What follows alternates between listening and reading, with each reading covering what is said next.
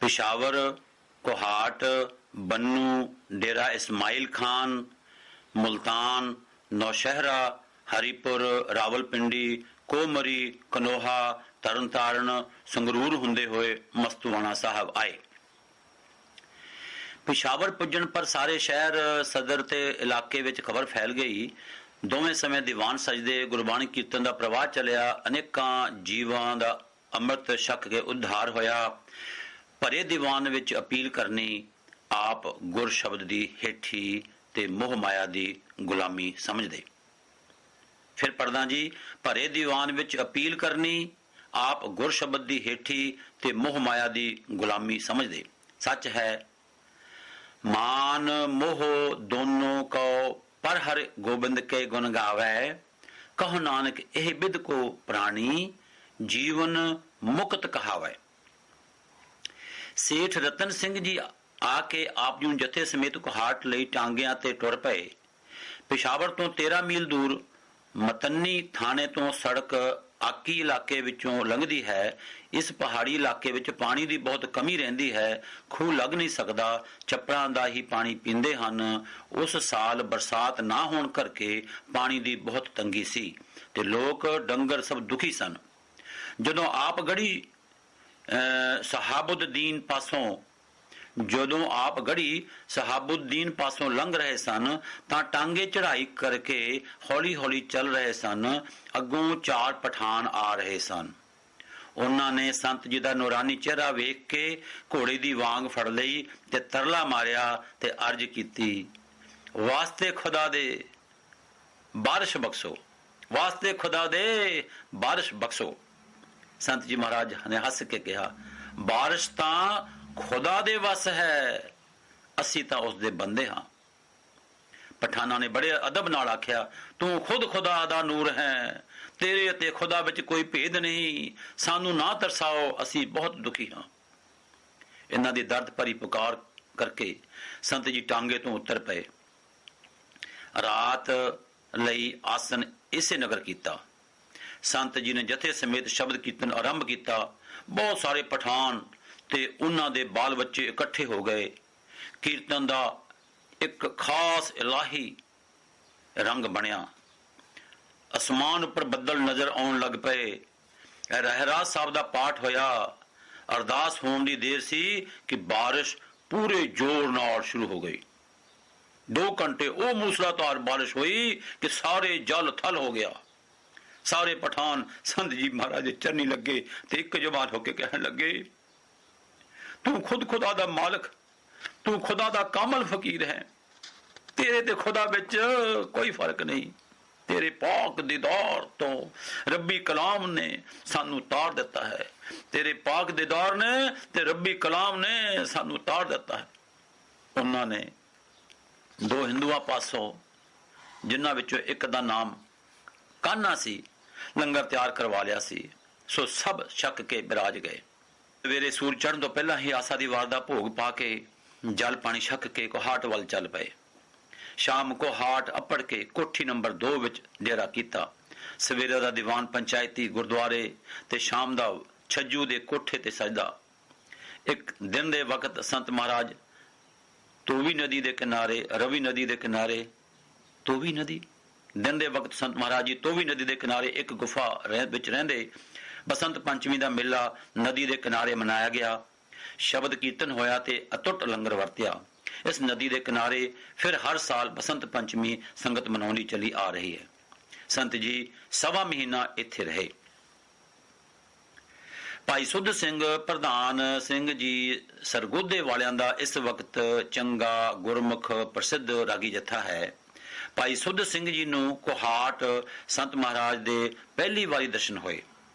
आप लिखते हैं, संत महाराज का अपना प्रोग्राम रात नूं 1 बजे उठण दा सी।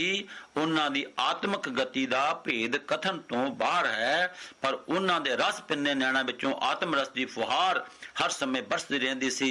मधुर बचना विच कोई ऐसा स्वाद सी कि चित्त मोहिया जांदा सी ते मन पिंगला होके चरण कमलां विच जुड़ जांदा सी। बेअंत संगतां ते सतसंगियां ने यह रस माणिया।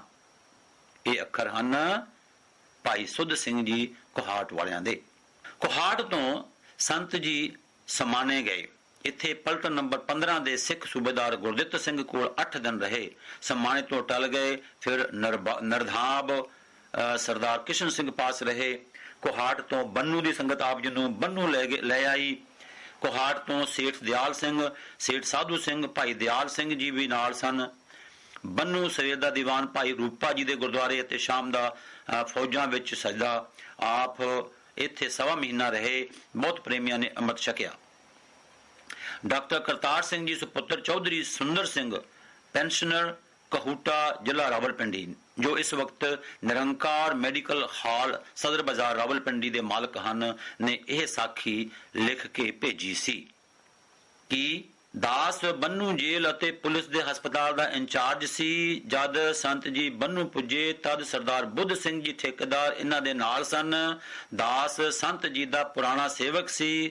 ਦਾਸ ਨੂੰ ਸੰਤ ਜੀ ਨੇ ਹੁਕਮ ਕੀਤਾ ਕਿ ਗੁਰੂ ਸਾਗਰ ਸਾਹਿਬ ਮਸਤੂਆਣੇ ਦੀ ਸੇਵਾ ਕਰਨੀ ਹੈ। ਦਾਸ ਨੇ ਸੰਗਤ ਵਿੱਚ ਪ੍ਰੇਰਣਾ ਕੀਤੀ, ਸੋ ਪ੍ਰੇਮੀਆਂ ਨੇ ਖੁੱਲੇ ਦਿਲ ਅਰਦਾਸੇ ਕਰਾਏ ਤੇ 14,000 ਰੁਪਏ ਇਕੱਠੇ ਹੋ ਗਏ।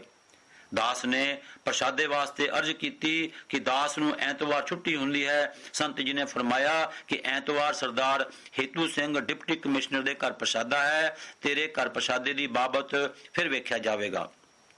ਦੂਜੇ ਦਿਨ ਸੋਮਵਾਰ ਦਾ ਸ਼ਾਮ ਦੇ 3 ਵਜੇ ਸੰਤ ਮਹਾਰਾਜ ਨੇ ਹੁਕਮ ਕਰ ਭੇਜਿਆ ਕਿ ਅੱਜ ਰਾਤ ਦਾ ਪ੍ਰਸ਼ਾਦਾ ਤੇਰੇ ਘਰ ਛਕਾਂਗੇ। ਦਾਸ ਨੇ ਆਪਣੀ ਸੁਪਤਨੀ ਲక్ష్మణ ਕੌਰ ਨਾਲ ਸਲਾਹ ਕੀਤੀ ਤੇ ਪ੍ਰਸ਼ਾਦੇ ਦੀ ਤਿਆਰੀ ਸ਼ੁਰੂ ਕਰ ਦਿੱਤੀ। 7 ਵਜੇ ਤੱਕ ਕੇਵਲ 2 ਮਣ ਆਟਾ ਪੱਕਿਆ। ਕੜਾ ਪ੍ਰਸ਼ਾਦ, ਦਾਲ ਭਾਜੀ ਤਾਂ ਤਿਆਰ ਹੋ ਗਏ।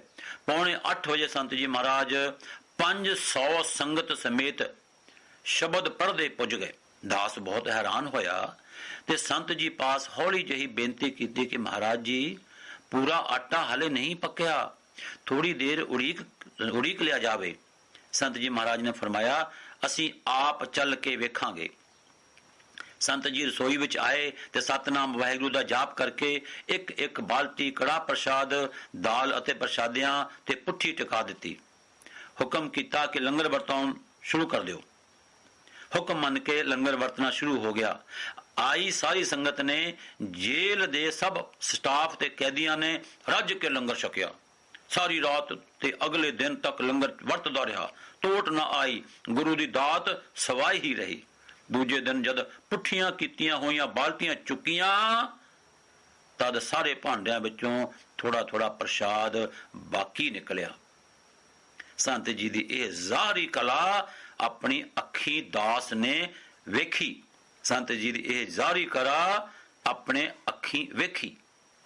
ਇਹ ਲਿਖ ਕੇ ਭੇਜਿਆ ਗਿਆ, ਜੋ ਕਿ ਬੰਨੂ ਦੇ ਵਿੱਚ ਇਸ ਤਰੀਕੇ ਨਾਲ ਸਾਖੀ ਲਿਖੀ ਗਈ ਸੀ। ਬੰਨੂ ਤੋਂ ਆਪ ਡੇਰਾ ਇਸਮਾਇਲ ਖਾਨ ਗਏ, ਜਿੱਥੇ 40 ਦਿਨ ਰਹੇ। ਇੱਥੋਂ ਦੇ ਕੌਤਕ ਵਰਤੇ। ਸੂਬੇਦਾਰ ਮੇਜਰ ਜਵਾਲਾ ਸਿੰਘ ਨੇ 45 ਸਿੱਖਾਂ ਨੂੰ ਹੁਕਮ ਦੇ ਦਿੱਤਾ ਕਿ ਸੰਤ ਜੀ ਦੇ ਦੀਵਾਨ ਵਿੱਚ ਕੋਈ ਫੌਜੀ ਨਾ ਜਾਓ। 8 ਦਿਨ ਪਿੱਛੋਂ ਉਸ ਹੰਕਾਰੀ ਸੂਬੇਦਾਰ ਮੇਜਰ ਪਾਸੋਂ ਐਸਾ ਕੋਈ ਕਸੂਰ ਹੋ ਗਿਆ ਕਿ ਉਹ 12 ਪੱਥਰੋਂ ਬਾਹਰ ਕੱਢਿਆ ਗਿਆ, ਨੌਕਰੀ ਗਈ ਤੇ ਪੈਨਸ਼ਨ ਵੀ ਨਾ ਲੈ ਸਕਿਆ। ਇੱਕ ਦਿਨ ਦਰਿਆ ਸਿੰਧ ਦੇ ਕਿਨਾਰੇ ਦੀਵਾਨ ਲੱਗਾ। ਬਹੁਤ ਸੰਗਤ ਦੂਰੋਂ ਨੇੜਿਓਂ ਆਈ। ਭੋਗ ਮਗਰੋਂ ਸੰਤ ਜੀ 12 ਸਾਥੀਆਂ ਸਮੇਤ ਛੋਟੀ ਕਿਸ਼ਤੀ, ਜਿਸ ਨੂੰ ਇੱਧਰ ਪਤੀਲਾ ਸੱਦਦੇ ਹਨ, ਵਿੱਚ ਦਰਿਆ ਦੀ ਸੈਰ ਕਰ ਰਹੇ ਸਨ ਕਿ ਤੂਫਾਨ ਆ ਗਿਆ ਤੇ ਕਿਸ਼ਤੀ ਵਿੱਚ ਪਾਣੀ ਪੈ ਗਿਆ। ਸਭ ਲੋਕ ਤੇ ਮਲਾਹ ਵੀ ਘਬਰਾ ਗਏ, ਪਰ ਸੰਤ ਜੀ ਅਡੋਲ ਬੈਠੇ ਰਹੇ। ਆਖਰ ਗੁਰੂ ਮਿਹਰ ਨਾਲ ਕਿਸ਼ਤੀ ਪਾਰ ਲੱਗ ਗਈ। ਮਲਾਹਾਂ ਨੇ ਚਰਨ ਫੜ ਲਏ ਤੇ ਹੱਥ ਜੋੜ ਕੇ ਅਰਜ਼ ਕੀਤੀ ਕਿ ਤੋ ਕਾਮਲ ਫਕੀਰ ਹੈ, ਤੇਰੇ ਪੈਰਾਂ ਦੀ ਖੈਰਤ, ਤੇਰੀ ਪੈਰਾਂ ਦੀ ਖੈਰਤ ਬੇੜੀ ਪਾਰ ਲੰਘ ਆਈ ਹੈ। ਸੰਤ ਜੀ, ਸਭ ਕੁਝ ਅੱਲਾਹ ਦੇ ਵਸ ਵਿੱਚ ਹੈ। ਮਲਾਹ ਬੋਲੇ, ਰੱਬ ਤੇ ਫਕੀਰ ਵਿੱਚ ਕੋਈ ਭੇਦ ਨਹੀਂ। ਦਰਿਆ ਤੋਂ ਪਾਰ 13 ਮੀਲ ਜਾ ਕੇ ਦਰਿਆ ਖਾਨ ਤੋਂ ਰੇਲ ਵਿੱਚ ਮੁਲਤਾਨ ਛਾਵਣੀ ਪੁੱਜੇ। ਆਪਣੇ ਸੇਵਕ ਭਾਈ ਮੱਲਾ ਸਿੰਘ ਪਾਸ ਠਹਿਰੇ। ਸੰਤ ਜੀ 40 ਕੁ ਦਿਨ ਇੱਥੇ ਰਹੇ। ਸ਼ਹਿਰ ਤੇ ਛਾਵਣੀ ਵਿੱਚ ਬਹੁਤ ਪ੍ਰਚਾਰ ਹੋਇਆ। ਸੰਤ ਜੀ ਨੌਸ਼ਹਿਰੇ ਆ ਗਏ। ਇੱਥੇ ਸਭ ਫੌਜਾਂ ਵਿੱਚ ਦੀਵਾਨ ਹੋਏ, ਪਰ 54 ਪਲਟਨ ਵਿੱਚ ਤਾਂ ਇੱਕ ਖਾਸ ਭਾਰੀ ਦੀਵਾਨ ਰੱਖਿਆ ਗਿਆ, ਜਿਸ ਵਿੱਚ ਕਰਨੈਲ ਗੈਸਲੀ ਖੁਦ ਆਇਆ।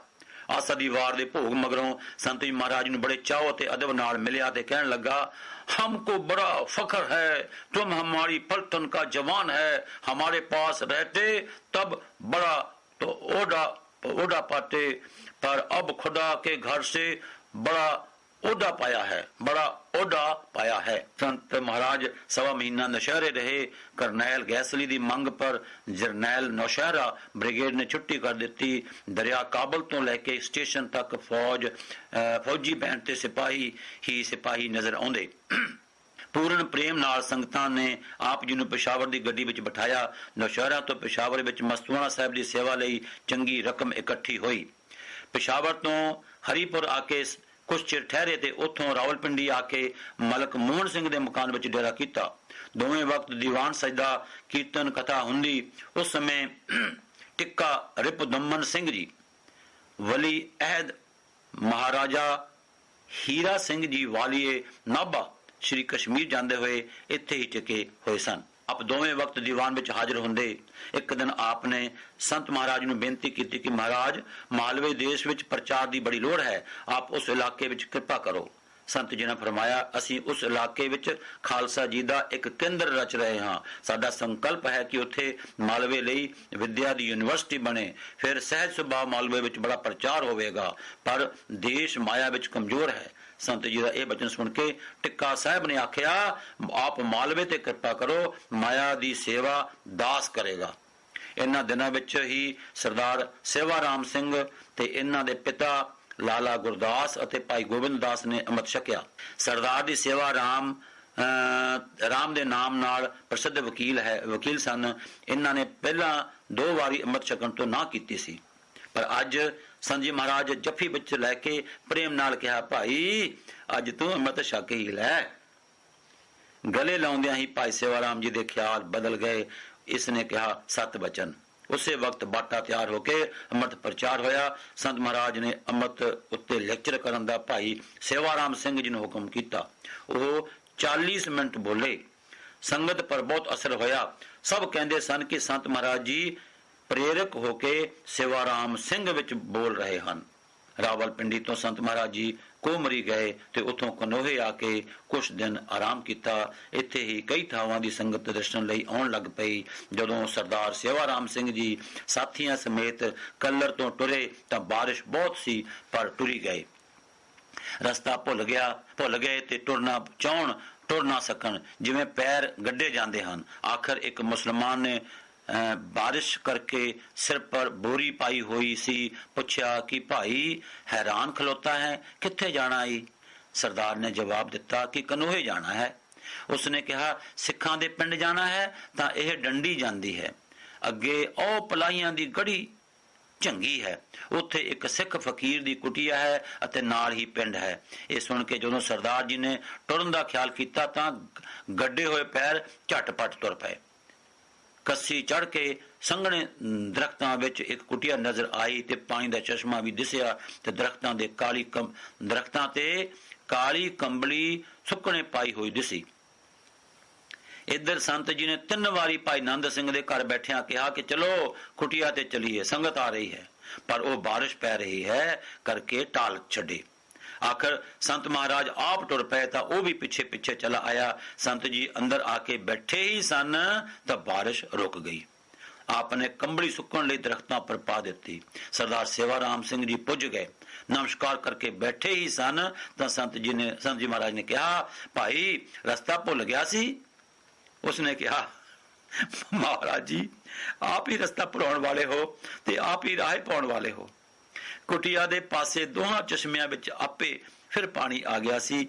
सो संगत ने बड़े प्रेम नाल छकिया ते खूब इशनान किया। इत्थों आप तरनताਰਨ आ गए। प्रचार जारी हो गया। इधरों संगरूर विच सूरी दरवाजे दे बाहर दी धर्मशाला विच फौजी सरदारां ने सत्संग जारी किया ते भाई वरियाम सिंह जी नूं अमृतसर किसी चंगे महात्मा नूं लियाउण वास्ते भेजिया। ਉਹ अमृतसर तो संत महाराज जी दी कनसो सुन के तरनताਰਨ आ गया ते बेनती करके आप जी नूं संगरूर लै आया।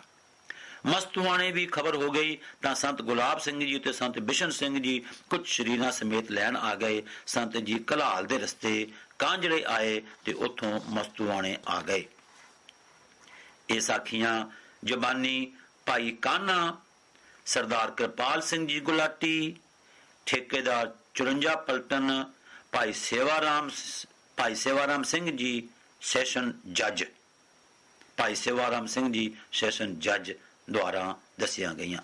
ਪ੍ਰਚਾਰ ਦੇ ਨਾਲ ਗੁਰਸਾਗਰ ਸਾਹਿਬ ਦੀ ਸੇਵਾ ਦੀ ਖਿੱਚ ਹੋ ਜਾਣ ਪਰ ਆਪ ਜੀ ਅਤਲਾ, ਲੌਂਗੋਵਾਲ, ਸੁਨਾਮ, ਡੇਰਾ ਖਾਲਸਾ, ਢਿੱਲਾਵਾਲੀ, ਗੁਜਰਾਂਵਾਲਾ, ਹੈਦਰਾਬਾਦ, ਕਰਾਚੀ, ਬੰਬਈ, ਬੜੌਦਾ ਹੁੰਦੇ ਹੋਏ ਮਸਤੂਆਣੇ ਆ ਗਏ। ਗੁਰਸਾਗਰ ਸਾਹਿਬ ਦੀ ਸੇਵਾ ਪੂਰੀ ਜ਼ੋਰ ਨਾਲ ਸ਼ੁਰੂ ਹੋ ਚੁੱਕੀ ਸੀ। ਪਿਸ਼ਾਵਰ, ਕੋਹਾਟ, ਬੰਨੂ ਤੋਂ ਰਕਮ ਚੰਗੀ ਆ ਚੁੱਕੀ ਸੀ। ਪਿੰਡਾਂ ਦੀ ਸੰਗਤ ਵਾਰੀ-ਵਾਰੀ ਆ ਕੇ ਉਤਸ਼ਾਹ ਨਾਲ ਸੇਵਾ ਕਰਦੀ। ਅਕੋਈ ਸਾਹਿਬ ਦੀ ਸੰਗਤ ਲੈਣ ਆ ਗਈ।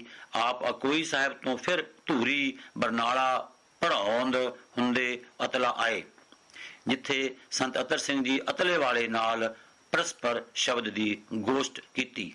ਇਹ ਵੀ ਇਸ ਇਲਾਕੇ 'ਚ ਚੰਗੇ ਮਹਾਂਪੁਰਸ਼ ਹੋਏ ਹਨ। ਜਦੋਂ ਨਾਨਕਸਰ ਚੀਮਾ ਦੀ ਸੇਵਾ ਸ਼ੁਰੂ ਹੋਈ ਸੀ ਤੇ 1932 ਵਿੱਚ ਆਪ ਉਹਨਾਂ 5 ਪਿਆਰਿਆਂ ਵਿੱਚੋਂ ਸਨ ਜਿਨ੍ਹਾਂ ਹਰਮੰਦਰ ਸਾਹਿਬ ਦੀ ਨੀਂਹ ਰੱਖੀ ਸੀ। ਫਿਰ ਪ੍ਰਧਾਨ ਜੀ ਸੰਤ ਅਤਰ ਸਿੰਘ ਜੀ ਅਤਲੇ ਵਾਲੇ ਇਹ ਇਲਾਕੇ 'ਚ ਚੰਗੇ ਮਹਾਂਪੁਰਸ਼ ਹੋਏ ਹਨ। ਜਦੋਂ ਨਾਨਕਸਰ ਚੀਮਾ ਦੀ ਸੇਵਾ ਸ਼ੁਰੂ ਹੋਈ ਸੀ ਤੇ 1932 ਵਿੱਚ ਆਪ ਉਹਨਾਂ 5 ਪਿਆਰਿਆਂ ਵਿੱਚੋਂ ਸਨ ਜਿਨ੍ਹਾਂ ਹਰਮੰਦਰ ਸਾਹਿਬ ਦੀ ਨੀਂਹ ਰੱਖੀ ਸੀ। ਇੱਥੋਂ ਲੌਂਗੋਵਾਲ ਹੁੰਦੇ ਹੋਏ ਸੁਨਾਮ ਆਏ ਤੇ ਇੱਕ ਖੇਲੇ ਵਿੱਚ ਦੀਵਾਨ ਲਾਇਆ, ਜਿੱਥੇ ਗੁਰੂ ਨਾਨਕ ਸਾਹਿਬ ਨੇ ਦਰਸ਼ਨ ਦੇ ਕੇ ਇੱਕ ਬ੍ਰਾਹਮਣ ਨੂੰ ਨਿਹਾਲ ਕੀਤਾ ਸੀ।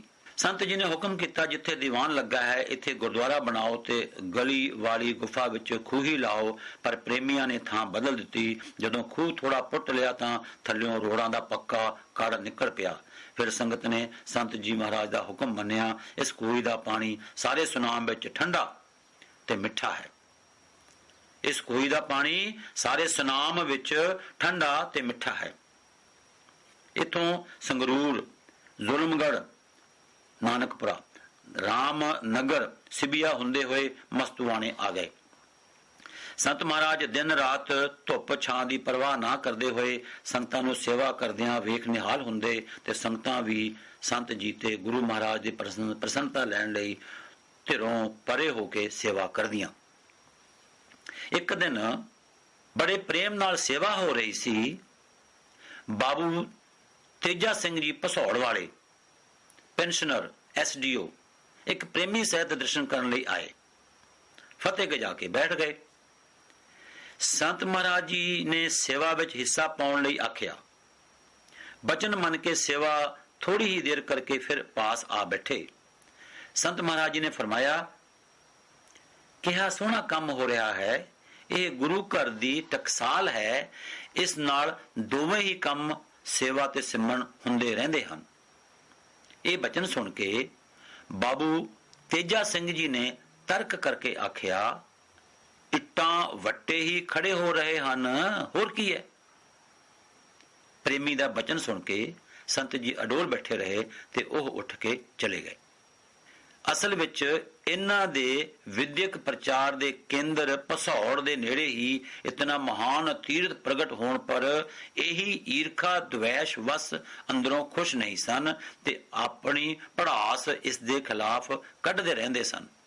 ਹਰ ਜੀ ਹੰਕਾਰ ਨਾ ਭਾਵਈ ਦਾ ਮਹਾਵਾਕ ਪੂਰਾ ਹੋਇਆ ਤੇ ਇਹ ਜਦੋਂ ਚੱਲਣ ਤੋਂ ਗਿਰ ਗਏ, ਨਿਰੰਜਨ ਕੌਰ ਵਿਦਿਆਰਥਣ ਨੂੰ ਜੋ ਬੇਟੀ ਸਮਾਨ ਸੀ ਆਪਣੇ ਘਰ ਪਾ ਲਿਆ ਤਾਂ ਸੇਵਾ ਦੀ ਸਭ ਸੇਵਾ ਪਰ ਪਾਣੀ ਫਿਰ ਗਿਆ ਤੇ ਆਪ ਦੇ ਹੱਠ ਕਰਕੇ ਸ੍ਰੀ ਅਕਾਲ ਤਖਤ ਸਾਹਿਬ ਤੋਂ 15 ਜੁਲਾਈ 1928 ਨੂੰ ਗੁਰੂ ਪੰਥ ਵੱਲੋਂ ਆਪ ਦਾ ਬਾਈਕਾਟ ਕਰ ਦਿੱਤਾ ਗਿਆ। ਇਹ ਸਨ ਬਾਬੂ ਤੇਜਾ ਸਿੰਘ ਜੀ ਬਾਰੇ ਬਚਨ।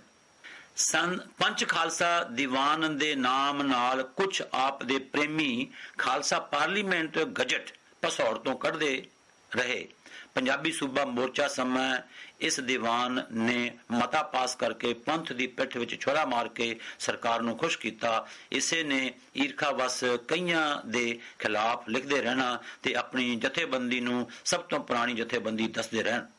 फल हुण यह है कि ना दीवान ही है ते ना ही हुण गजट छप रहा है।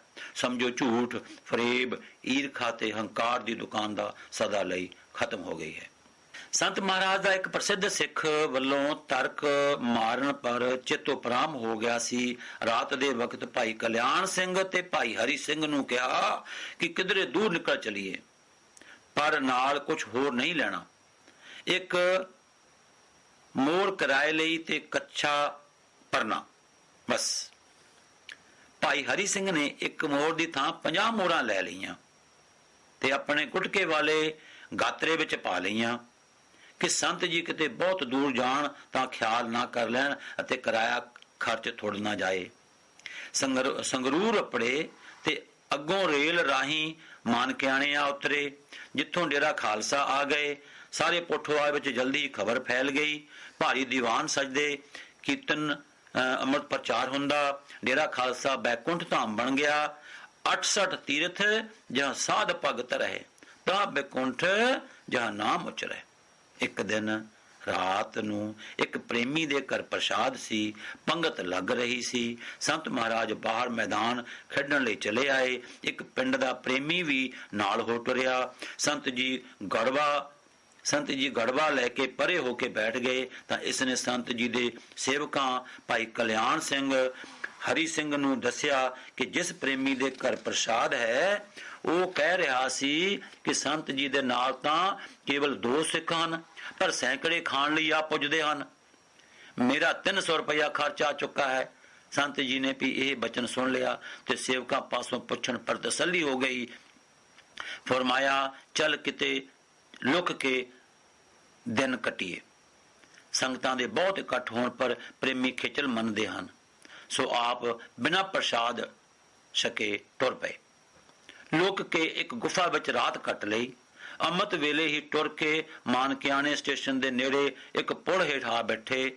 इधर संगतां ढूंढ के थक गईयां।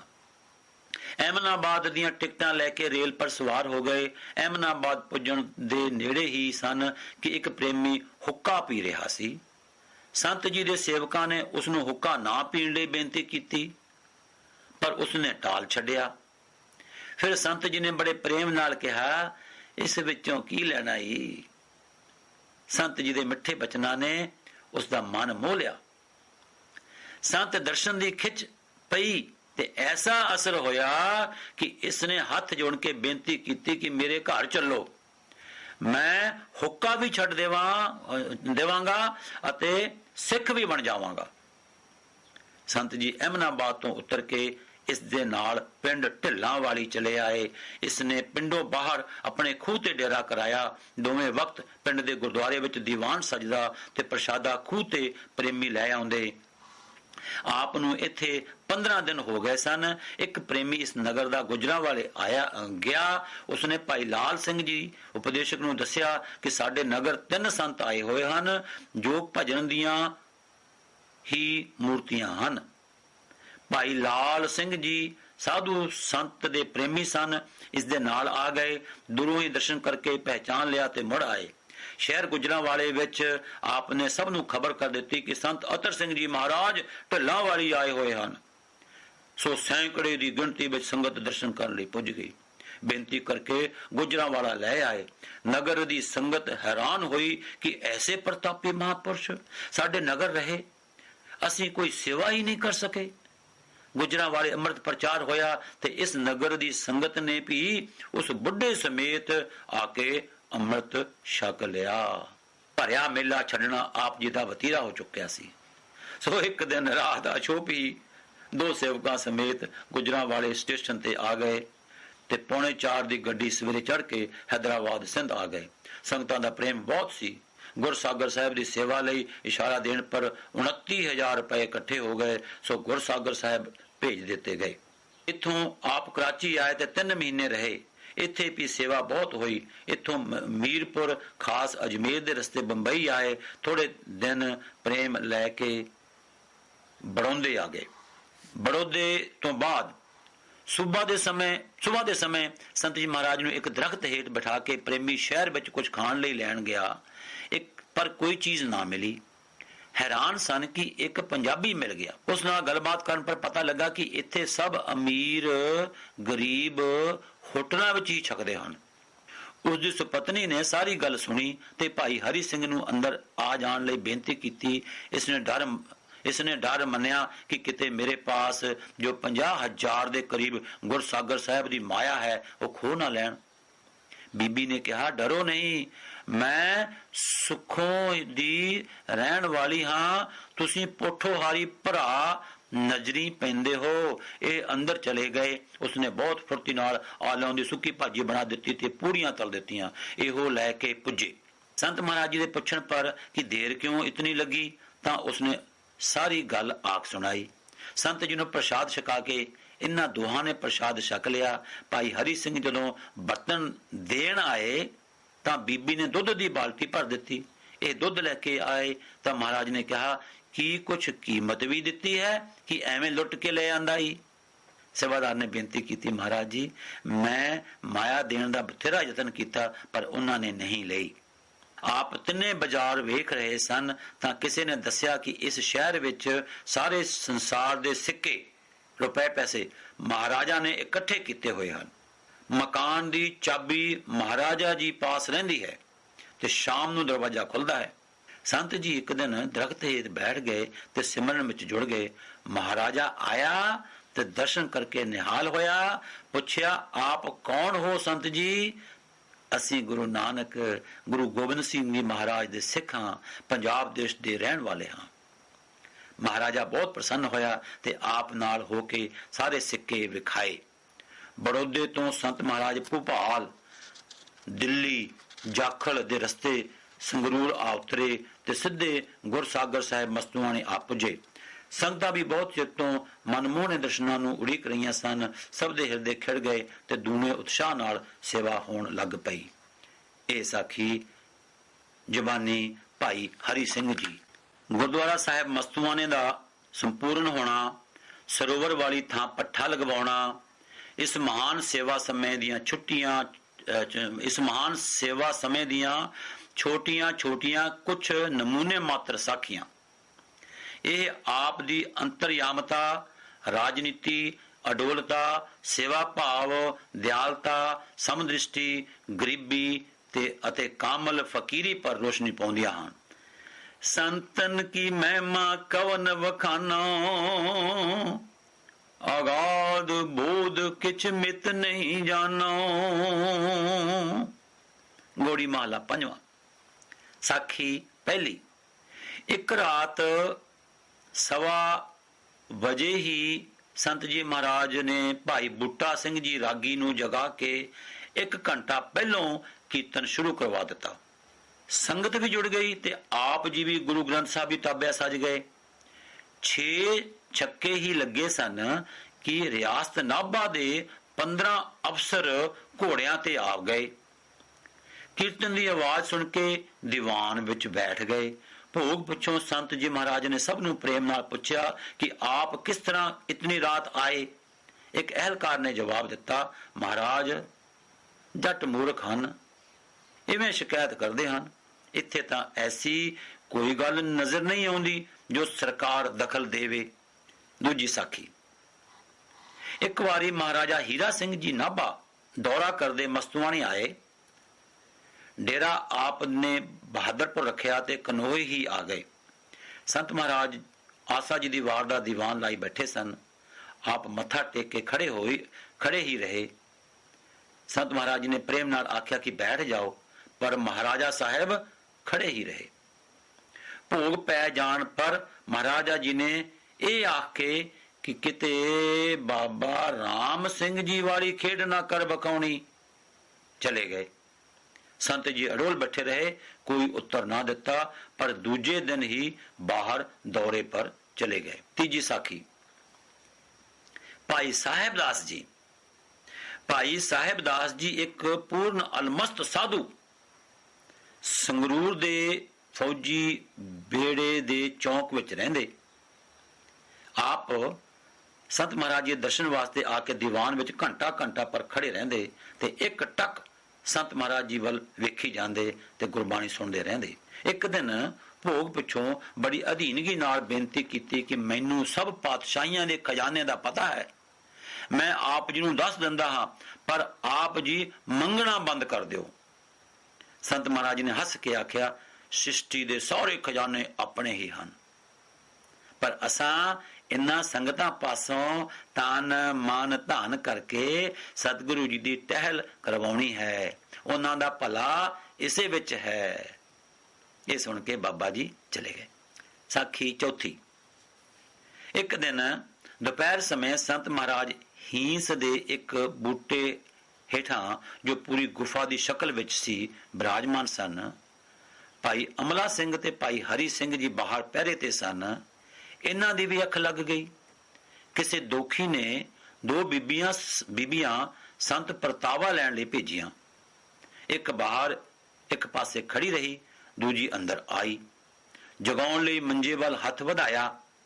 ਸਰੀਰ ਨਾਲ ਹੱਥ ਛੋਇਆ ਹੀ ਸੀ ਕਿ ਮਹਾਰਾਜ ਉੱਠ ਕੇ ਬੈਠ ਗਏ। ਉੱਚੀ ਆਵਾਜ਼ ਵਿੱਚ ਆਖਿਆ, ਕੋਈ ਹੈ? ਆਵਾਜ਼ ਸੁਣਦੇ ਹੀ ਦੋਵੇਂ ਪਹਿਰੇ ਵਾਲੇ ਸੇਵਕ ਅੰਦਰ ਦੌੜੇ ਆਏ। ਉਹ ਕੰਬਣ ਲੱਗ ਪਈ ਤੇ ਡਿਡਿਆ ਕੇ ਰੋ ਪਈ ਤੇ ਖਿਮਾ ਮੰਗੀ। ਸੰਤ ਮਹਾਰਾਜ ਨੇ ਫਰਮਾਇਆ, ਬੇਟੀ ਜੀ ਜਾਓ, ਗੁਰੂ ਭਲਾ ਕਰੇ। ਬੇਟੀ ਜੀ ਜਾਓ, ਗੁਰੂ ਭਲਾ ਕਰੇ। ਸਾਖੀ ਪੰਜਵੀਂ। ਇੱਕ ਦਿਨ ਸੰਤ ਮਹਾਰਾਜ ਜੀ ਨੇ ਦੀਵਾਨ ਦਾ ਭੋਗ ਪਾਇਆ।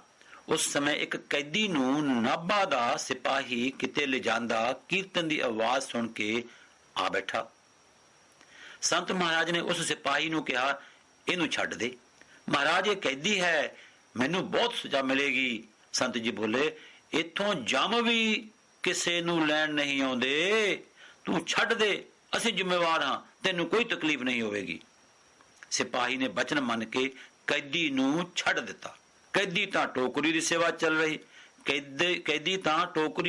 ਚੱਲ ਰਹੀ ਵਿੱਚ ਹਾਜ਼ਰ ਹੋ ਗਿਆ ਤੇ ਕਈ ਸਾਲ ਸੇਵਾ ਕਰਦਾ ਰਿਹਾ। ਅੰਮ੍ਰਿਤ ਛਕ ਲਿਆ। ਸਿਪਾਹੀ ਨੇ ਜਦੋਂ ਨਾਭੇ ਮਹਾਰਾਜਾ ਹੀਰਾ ਸਿੰਘ ਜੀ ਪਾਸ ਸਾਰੀ ਗੱਲ ਆਖ ਸੁਣਾਈ ਤਾਂ ਮਹਾਰਾਜਾ ਜੀ ਹੱਸ ਪਏ ਤੇ ਸਿਪਾਹੀ ਨੂੰ ਕੁਝ ਨਹੀਂ ਕਿਹਾ। ਸਾਖੀ ਛੇਵੀਂ। ਕਾਂਜਲੇ ਤੋਂ ਭਾਈ ਹੀਰਾ ਸਿੰਘ ਜੀ ਪਾਸੋਂ ਦੁੱਧ ਸੰਗਤ ਵਾਸਤੇ ਜੋ ਆਉਂਦਾ, ਕਾੜਨੀ ਵਿੱਚ ਸਾਰਾ ਦਿਨ ਕੱਢਦਾ ਰਹਿੰਦਾ। ਸ਼ਾਮ ਨੂੰ ਸੰਤ ਜੀ ਪੀ ਉਹ ਵਰਤਦੇ।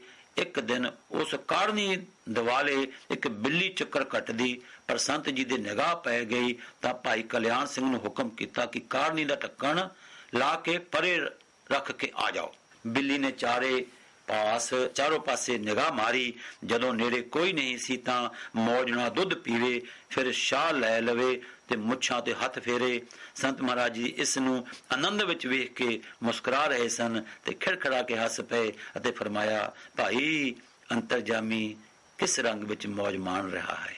ਸਾਖੀ ਸੱਤਵੀਂ। ਭਾਈ ਮੇਰ ਸਿੰਘ ਬਾਣੀਆ ਬਹਾਦਰਪੁਰ ਨੇ ਗੁਰੂ ਲੰਗਰ ਵਾਸਤੇ ਜ਼ਮੀਨ ਅਰਦਾਸ ਕਰਵਾਈ ਸੀ। ਇੱਕ ਦਿਨ ਭੋਗ ਮਗਰੋਂ ਸੰਤ ਮਹਾਰਾਜ ਜੀ ਸਾਰੀ ਸੰਗਤ ਸਮੇਤ ਖੇਤ ਵਿੱਚ ਆਏ। ਹੱਥ ਜੋੜ ਕੇ ਆਖਿਆ, ਆਪ ਸੰਗਤ ਜੀ ਸਾਨੂੰ ਗਰੀਬਾਂ ਨੂੰ ਵੀ ਕੋਈ ਸੇਵਾ ਬਖਸ਼ੋ। ਸੰਗਤ ਨੇ ਕਿਹਾ, ਮਹਾਰਾਜ ਆਪ ਦੀਦਾਰ ਦਿਓ, ਅਸੀਂ ਜੋ ਹਾਜ਼ਰ ਹਾਂ। ਨਹੀਂ ਭਾਈ, ਸਾਨੂੰ ਇੱਕ ਸਿਆੜ ਜ਼ਰੂਰ ਹਲ ਚਲਾਉਣ ਦਿਓ। ਨਹੀਂ ਭਾਈ, ਕਹਿੰਦੇ ਇੱਕ ਸਿਆੜ ਸਾਨੂੰ ਜ਼ਰੂਰ ਹਲ ਚਲਾਉਣ ਦਿਓ। ਆਪ ਸਭ ਡਲੇ ਭੰਨੇ। ਇਹ ਕਹਿ ਕੇ ਸੰਤ ਜੀ ਨੇ ਭਾਈ ਪ੍ਰਤਾਪ ਸਿੰਘ ਪਾਸੋਂ ਹਲਦੀ ਹੱਥੀ ਲੈ ਲਈ ਤੇ ਇੱਕ ਪੂਰਾ ਗੇੜਾ ਸਾਰੇ ਖੇਤ ਵਿੱਚੋਂ ਲਿਆ ਤੇ ਪ੍ਰੇਮ ਨਾਲ ਬੋਲੇ, ਆਪਾਂ ਭਾਈ ਇਸ ਜਗ੍ਹਾ ਖੇਤੀ ਕਰਕੇ ਲੰਗਰ ਚਲਾਇਆ ਕਰਾਂਗੇ। ਹੁਣ ਗੁਰਸਾਗਰ ਸਾਹਿਬ ਨਾਲ ਜੋ ਕਾਫੀ ਜ਼ਮੀਨ ਹੈ, ਸੰਗਤਾਂ ਖੇਤੀ ਦਾ ਸਾਰਾ ਕੰਮ ਆਪ ਕਰਦੀਆਂ ਹਨ। ਕਾਫੀ ਦਾਣੇ ਤੇ ਡੰਗਰਾਂ ਲਈ ਪੱਠੇ ਹੋ ਜਾਂਦੇ ਹਨ। ਸਾਖੀ ਅੱਠਵੀਂ। ਭਾਈ ਬਖਸ਼ੀਸ਼ ਸਿੰਘ ਜੀ ਬਰਨਾਲੇ ਵਾਲੇ ਪਟਿਆਲਾ ਰਸਾਲਾ ਨੰਬਰ 1 ਵਿੱਚ ਦਫੇਦਾਰ ਸਨ। ਭਾਈ ਬਖਸ਼ੀਸ਼ ਸਿੰਘ ਜੀ ਬਰਨਾਲੇ ਵਾਲੇ ਪਟਿਆਲਾ ਰਸਾਲਾ ਨੰਬਰ 1 ਵਿੱਚ ਦਫੇਦਾਰ ਸਨ। ਇਹ ਗੁਰਸਾਗਰ ਸਾਹਿਬ ਦੀਵਾਨ ਸੁਣ ਕੇ ਸੰਤ ਜੀ ਮਹਾਰਾਜ ਪਾਸ ਹਾਜ਼ਰ ਹੋਏ। ਮਹਾਰਾਜ ਜੀ ਨੇ ਫਰਮਾਇਆ, ਭਾਈ ਗੁਰੂ ਕਾ ਬਣ ਜਾ। ਭਾਈ ਨੇ ਪੁੱਛਿਆ, गुरु का कीकण बनीदा है। संत जी तन मन धन गुरु नूं देईए तां गुरु का बन जाईदा है। भाई जी मैं बड़ा ऐबी हां। संत जी ना भाई ऐब छड्ड दे। भाई जी सत बचन महाराज। उसे वेले संत महाराज जी ने सेवक जत्थे दे जत्थेदार पासों प्रेमी दा गुरु ग्रंथ साहिब दी हजूरी विच गुरु दा सेवक बनन दा अरदासा करवा दिता। 3 साल फौज विच नौकरी करदियां इसने सब ऐब छड्ड दिते। रुखी मिस्सी खा के वधदी तनख्वाह गुरसागर आ के हाजिर करदा रहा ते दर्शन कर जांदा। आखिर नौकरी छड्ड के इत्थे सेवा विच ही लग गया ते संत महाराज जी ने गड़वई दी सेवा बख्श दिती। एक वारी इसनूं रात गुरु नानक साहब जी महाराज जी दे दर्शन होए, जो गुरु ग्रंथ साहब जी हजूरी विच बैठे हन ते 9 पातशाहियां दोवें पासे बैठियां हन ते नाल ही काली भूरी लई संत अतर सिंह जी महाराज बैठे हन। इसने अगे वध के मत्था टेक के फतेह गुजाई। तद सतगुरु नानक देव जी ने पूछया, भाई मंग जो कुछ मंगना है। भाई ने अर्ज की, सच्चे पातशाह नामदान बख्शो। तद सतगुरु जी ने फरमाया, मस्तुआने साहिब जाओ, संत जी की सेवा विच रह के अर्ज करो, नाम तुहाडे हिरदे विच वस जाएगा।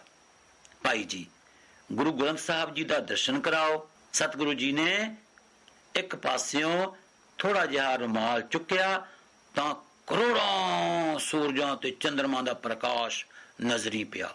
गुरु ग्रंथ साहब जी दे पत्रे सुनहरी ते अखर सुनहरी सन। गुरु नानक देव जी ने हस के फरमाया, कलयुग दे समय विच श्री गुरु ग्रंथ साहब जी महाराज हन। संत सेवक साडा रूप होणगे, पर श्री गुरु ग्रंथ साहब जी दी ताबिया ही साडा उपदेश दृढ़ाउणगे। इसने संत महाराज नाल बचन करदियां ये दर्शन दस दिता। इसने संत महाराज नाल बचन करदियां ये दर्शन बारे दस दिता। महाराज जी ने फरमाया कि गुरु महाराज जी अपनी मेहर करके अपने कुकर नूं भी अपने नाल मिला लेंदे हन, पर यह गल किसे नूं जताउण दा हुक्म नहीं है। कलयुग विच शब्द अवतार श्री गुरु ग्रंथ साहब जी चारों तख्त दे मालक हन। समय अते हुक्म विच सेवक टहल विच हाजिर हो जाते हैं। खेल प्रगट करन नाल सेवा ते सतगुरु जी दी टकसाल विच फर्क पैंदा है, पर यह कदी कदी दस भी दिंदा है कि संत जी महाराज अवतार हन। संत जी रात नूं कई वारी 12 वजे दे करीब उठ बैठदे। ये पास ही जमीन पर सेवा लई लेटिया हुंदा ते उठ बैठदा, पर महाराज रोकदे रहिंदे कि भाई तू सुता रहा कर, तेनू अमृत वेले स्नान आदिक समय जगा लिया करांगे। पर इसने बचन ना मन्निया। पुछदा रहंदा कि महाराज जी की कारण है। संत महाराज ने फरमाया कि संसार साणा वांगू भट्ठी विच भुन रहा है। सानू जदों अनुभव हुंदा है असीं उठ बैठदे हां ते बेनतियां करदे हां, जगत जलंदा रख ले अपनी किरपा तार, जित द्वारे उबरे तितै लियो उबार। संत जी ने प्रश्न का उत्तर तो दे दिता, पर इसनूं सेवा तो हटा दिता, क्योंकि अजर वस्तु जर ना सकदा। गुर पीरां दी चाकरी महा करड़ी सुख सार। सच है फकीरां दी खेड विच दखल देना ठीक नहीं हुंदा। ये सब साखियां संत भाई बख्शीश सिंह जी ने लिखाइयां। ये सब साखियां संत भाई बख्शीश सिंह जी ने लिखाइयां। संत जी महाराज दा रहमत खान कैदी नूं फांसी तो बचाना, भाई शाम सिंह दा हंकार टुटना, एक चोर नूं राहे पाना, नमाणी दा यग, संत तेजा सिंह जी दा अमृत छक के सेवक बनना, आप पासों ही गुरमंत्र दा खुला छट्टा दवाना, गुरसागर साहिब स्कूल खोलण दा गुरमता होना, संत जीवा सिंह जी दा मिलाप, ਹਾੜ ਦੇ ਮਹੀਨੇ ਸਨ 1902 ਦੀ ਗੱਲ ਹੈ। ਐਤਵਾਰ ਦੀ ਰਾਤ ਨੂੰ ਸੰਤ ਜੀ ਮਹਾਰਾਜ ਨੇ ਦਾਸ ਚੰਨਣ ਸਿੰਘ ਨੂੰ ਨਾਲ ਲਿਆ ਤੇ ਸੰਗਰੂਰ ਤੋਂ ਰੇਲ ਚੜ੍ਹ ਕੇ ਜਾਖੜ, ਬਠਿੰਡਾ, ਫਿਰੋਜ਼ਪੁਰ ਦੇ ਰਸਤੇ ਸੋਮਵਾਰ ਸਵੇਰੇ ਲਾਹੌਰ ਆਏ। ਸਟੇਸ਼ਨ ਤੋਂ ਸਵਾਰੀ ਲੈ ਕੇ ਸਿੱਧੇ ਸੈਂਟਰਲ ਜੇਲ੍ਹ ਲਾਹੌਰ ਵੱਡੇ ਦਰਵਾਜ਼ੇ ਅੱਗੇ ਆ ਉਤਰੇ। ਪਹਿਰੇਦਾਰ ਨਾਰਾਇਣ ਸਿੰਘ ਨੂੰ ਕਿਹਾ ਕਿ ਅਸੀਂ ਰਹਿਮਤ ਖਾਂ ਕੈਦੀ ਨੂੰ ਮਿਲਣਾ ਹੈ, ਜਿਸ ਨੂੰ ਅੱਜ ਫਾਂਸੀ ਚੜ੍ਹਨ ਦਾ ਹੁਕਮ ਹੈ। ਆਪ ਸੇਵਕ ਸਮੇਤ ਅੰਦਰ ਆਏ ਅਤੇ ਰਹਿਮਤ ਖਾਨ ਦੇ ਕਮਰੇ ਸਾਹਮਣੇ ਖੜੇ ਹੋ ਗਏ। ਉਸਦੇ ਹੱਥਾਂ ਵਿੱਚ ਹੱਥਕੜੀ ਤੇ ਪੈਰਾਂ ਵਿੱਚ ਬੇੜੀਆਂ ਪਾਈਆਂ ਹੋਈਆਂ ਸਨ। ਅਰਦਾਸਾਂ ਕਰ ਰਿਹਾ ਸੀ, ਹੇ ਗੁਰੂ ਨਾਨਕ, ਹੇ ਗੁਰੂ ਨਾਨਕ ਪੀਰ, ਮੈਂ ਬੇਗੁਨਾਹ ਫਾਂਸੀ ਚੜ੍ਹਨ ਲੱਗਾ ਹਾਂ, ਮੈਨੂੰ ਬਚਾਓ, ਮਿਹਰ ਕਰੋ ਗੁਰੂ ਨਾਨਕ ਪੀਰ, ਮਿਹਰ ਕਰੋ, ਮਿਹਰ ਕਰੋ, ਮਿਹਰ ਕਰੋ। ਉਸ ਦੀ ਨਿਗਾਹ ਸੰਤ ਮਹਾਰਾਜ ਪਰ ਪਈ। ਕਮਰੇ ਦੇ ਅੰਦਰ ਹੀ ਉਸਨੇ ਨਮਸਕਾਰ ਕੀਤੀ ਤੇ ਆਖਿਆ, ਧੰਨ ਗੁਰੂ ਨਾਨਕ, ਧੰਨ ਗੁਰੂ ਨਾਨਕ, ਧੰਨ ਗੁਰੂ ਨਾਨਕ, ਧੰਨ ਸੰਤ ਅਤਰ ਸਿੰਘ ਜੀ ਮਹਾਰਾਜ, ਮੈਂ ਬੇਗੁਨਾਹ ਫਾਂਸੀ ਚੜ੍ਹਨ ਲੱਗਾ ਹਾਂ, ਮੈਨੂੰ ਛਡਾਓ। ਸੰਤ ਜੀ ਨੇ ਫਰਮਾਇਆ ਕਿ ਭਾਈ, ਜੇ ਤੂੰ ਬੇਗੁਨਾਹ ਹੈ ਤਾਂ 1 ਘੰਟੇ ਅੰਦਰ ਛੁੱਟ ਜਾਏਗਾ। ਇਹ ਕਹਿ ਕੇ ਸੰਤ ਜੀ ਜੇਲ੍ਹ ਖਾਨੇ ਤੋਂ ਬਾਹਰ ਚਲੇ ਆਏ।